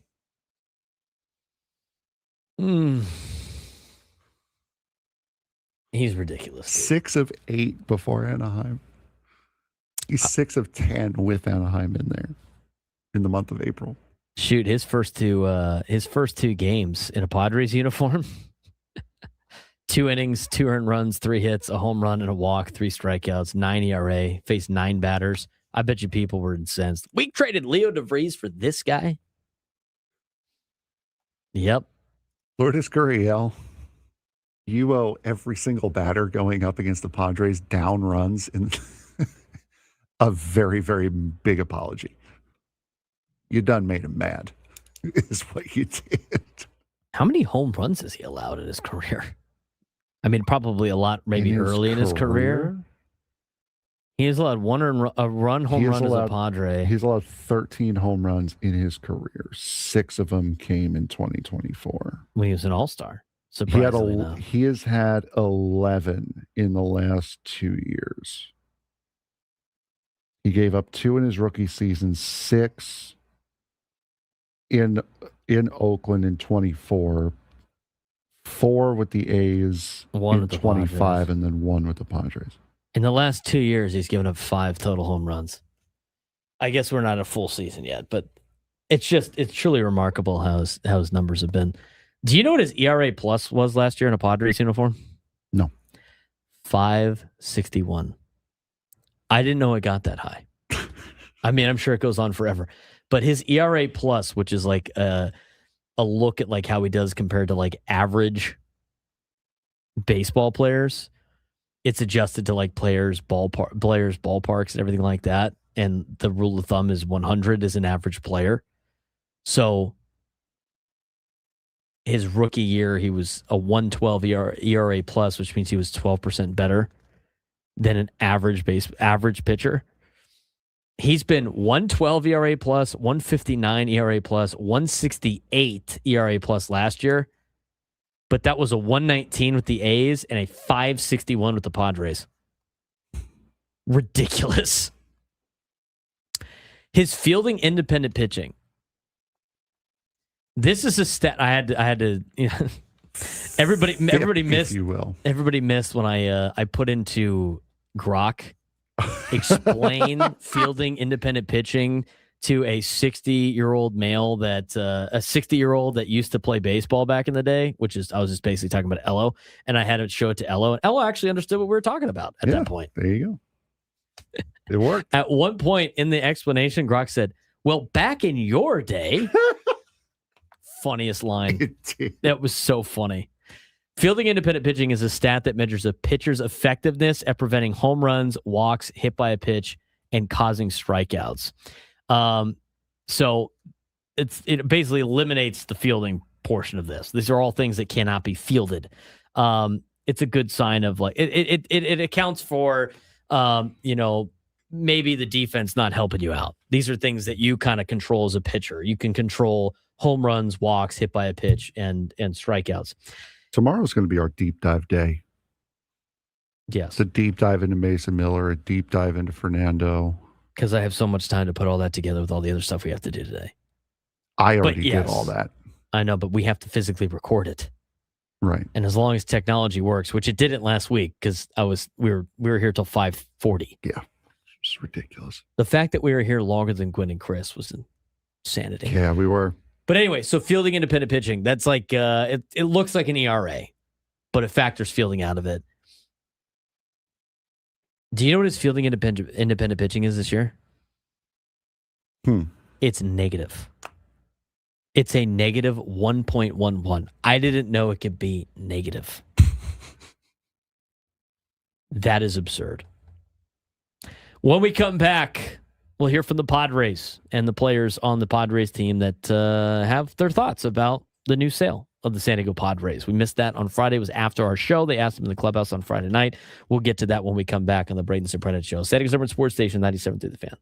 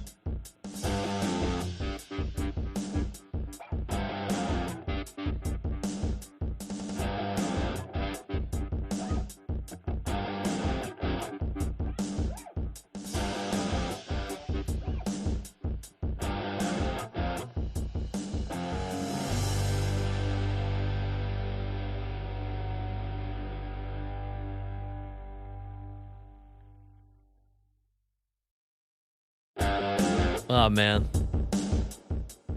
You can literally look at anything. You could literally look at anything Mason Miller does and just be like, that's ridiculous.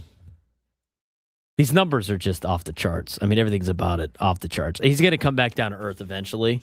Not to a crazy level because it just happens. But like, what is your strategy against him? What would it even be? Swing hard in case you hit it. Hope and pray, kids. Hope and pray.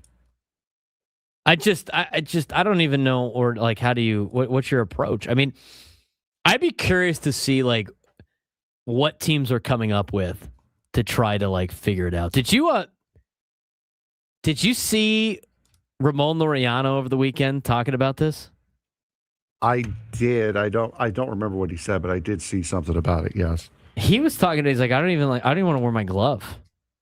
Oh, yeah. yes. There's like no reason. He said he wants to take his glove off in the outfield. Who was that with?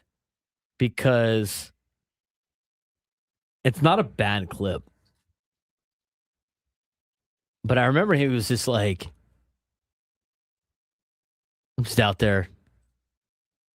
And I know I'm not going to make any plays because I'm never going to get the ball. Like, you almost don't want them to fall asleep out there just in case somebody actually does hit the ball off of Mason Miller. I mean, he's been ridiculous. I got it here. It was from Foul Territory. All right, let's play this. This is he was clean, right? He didn't. I don't remember him cussing. Just had the dump button ready. Yeah. Never know with podcasts. Here's Ramon Laureano on Foul Territory talking about what it's like playing defense behind Mason Miller. When I'm in the outfield and Mason is pitching, I think it's been the only time in my career when I'm just like watching. I don't even care about making a play because I am not going to make a play. I have thought of taking my glove off, but like that would be so disrespectful. It's really unbelievable. Have you faced him at all in your career? Yeah, I told him that I was taking the whole time and I walked. And in spring training, I could have faced him a couple times, but for what? Like why would you face him in spring training? There's no really reason for that. It's a whole nother planet, really, this guy. It's unbelievable. That's Ramon Laureano talking about Mason Miller. I'd take my glove off, but it would be disrespectful. Could you imagine?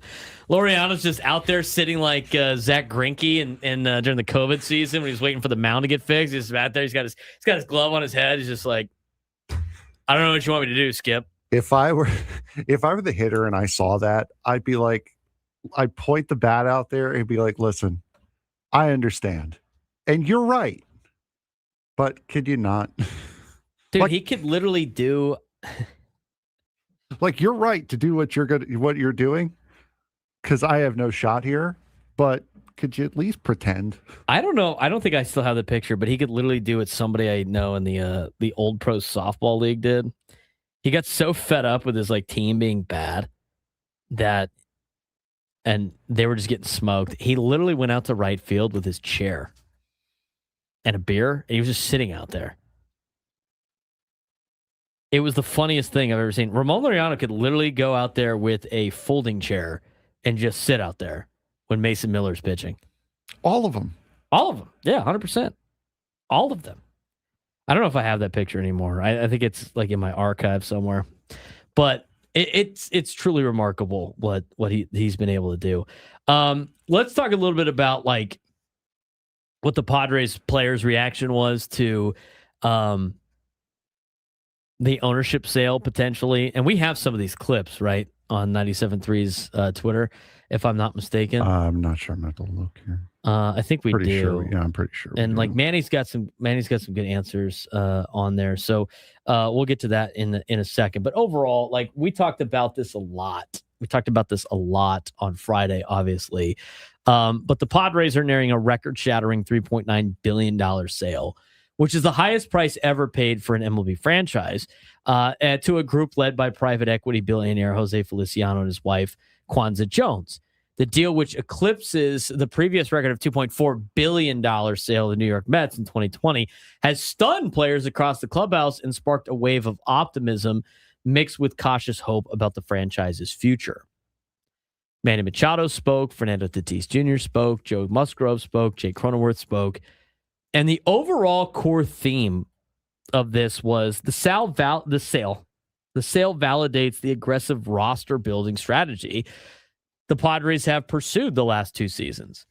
Trade deadline additions like Mason Miller, Ramon Laureano, Freddie Fermin in 2025, all while watching the bottom line. Players repeatedly stress that ownership and payroll decisions are out of their control, but the record price is personally motivating because it suggests the new group will pair Seidler's passion and vision with actual financial muscle, which is also encouraging and great to see for the Padres. Now, timing is definitely critical. The deal lands just months before the CBA expires, as owners have been lobbying hard for a salary cap to control skyrocketing costs. Padres valuation undercuts that narrative by showing a mid-market team can command big market money when the product is strong. The overall tone from the locker room, though, is cautious excitement about the new ownership group. And no one is popping champagne yet, but the overall consensus is that the $3.9 billion buyer didn't pay a premium to stand pat. They paid it to win. Now, I will say this with the ownership claims. Again, players are going to see this and be like, look, anybody can do this. I don't necessarily think everybody has the same unique situation the Padres do because of, what Peter Seidler's vision was. Like, yes, I guess, demanding that you spend a ton of money, and there's a lot of teams that need to spend more money, would up the value a little bit. I think the Padres are a unique situation in which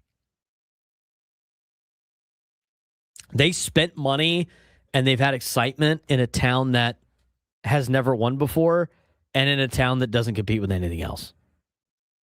I mean, it's literally the Padres. Like, you want to mention some of these other small market teams, right? That they talk about. Like in Pittsburgh, yes, they got to spend more money. But like, are the Pirates ever going to be bigger than the Steelers? Are the Pirates ever going to be bigger than the Penguins, who have won multiple Stanley Cups? Like, there's just because the Padres have spent money and have sold out stadiums. I think the fact that we're in Southern California, I think the fact that the weather's great during the summertime here in San Diego, I think the fact that the stadium's great and is a place to be, and the fact that San Diego's never won a championship and the owners are trying. I think the bar had been set pretty low for owners before the Seidler family showed up, just in town in general. You build it, they will come. I mean, I think that's the case for San Diego. Is that the case for some of these other small market clubs? I don't necessarily know if that really is the case. Like, let's look at Anaheim for a second. Like, they have a high payroll. For like the last couple of years, they've had a decent payroll. They just spend it on dumb things, but they don't necessarily have the greatest value in the world for their team. And they don't, because Artie Moreno took the team off the market. Now, they got to spend the money, I think, in a better way, but it's not like they don't spend money. Their payroll's almost up to $200 million. It was $200 million payroll last year. But they got a bad stadium. They're surrounded by other sports teams. I find it to be a little bit different for other situations. Who are the other small market? There are the other teams that are small market. They don't spend any money, like Miami, Kansas City. They got to compete with the Chiefs. Kansas City spent $150 million on their payroll this year. Kansas City does have an agent. They have to get a new stadium, I think, to increase the value of their team. I think they'd have to sign some bigger free agents. But as much as I think the players want to use the Padres as an example, see, anybody can do it, I still don't think anybody can do it. I think it was the vision of Peter Seidler. I think it was the fact that the Padres have made Petco Park the place to be. I think they have, made improvements to a stadium that's already been good. I think in order for a lot of these organizations to try to catch up with the Padres, they got to have to, it takes years to do. To say that anybody can do this, I think is I think it discredits what the Seidler family was able to accomplish in this market. Now, that being said, they have shown a blueprint for how to do exactly what to do as a small market team to be competitive, to increase your value. At the end of the day, it's spend money on talent, be good, you're going to fill the place. And it really eliminates the narrative, Frank, of, just spending money is not going to It defeats the narrative of like the whole thing of that owners want to say. It's like, oh, it's not just winning that brings people into the stadium. It does. You win, people show up. You lose, they don't. That's just kind of how fans are in general. As much as every fan base thinks that they're a loyal fan base, I'm looking at you, St. Louis, who used to sell out all the games, and then as soon as you guys went to crap, you stopped showing up. If you're good, people show up. I think everybody has seen that. Padres have had the best years of success that they have had in decades, and people show up. They also make it a nice place to be. I think they've done everything the right way, but I don't think I don't think everybody can replicate what the Padres have done. No, definitely not. And for what the Padres have done as a team, that you don't find too many low payroll franchises turn around their entire franchise history by going out and magically starting to sell, magically starting to buy and getting putting a lot of money on the payroll and being able to maintain it every single year. Now, we've seen years where, think of the Kansas City Royals from 2014 and 15, they had a lot of money on those payrolls, and then they immediately got rid of it.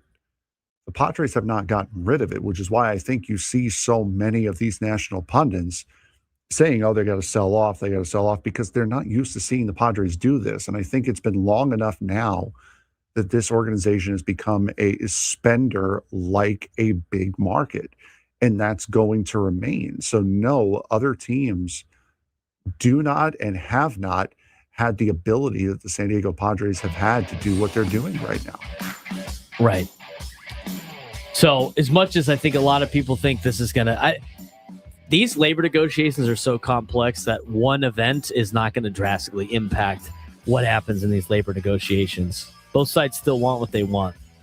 Hopefully it helps lead to a permanent decision on some of these things. For Frank Marchese, I'm Braden Surprenant. Enjoy the night off for the Padres. We'll talk to you guys tomorrow. Quinn and Chris coming up next.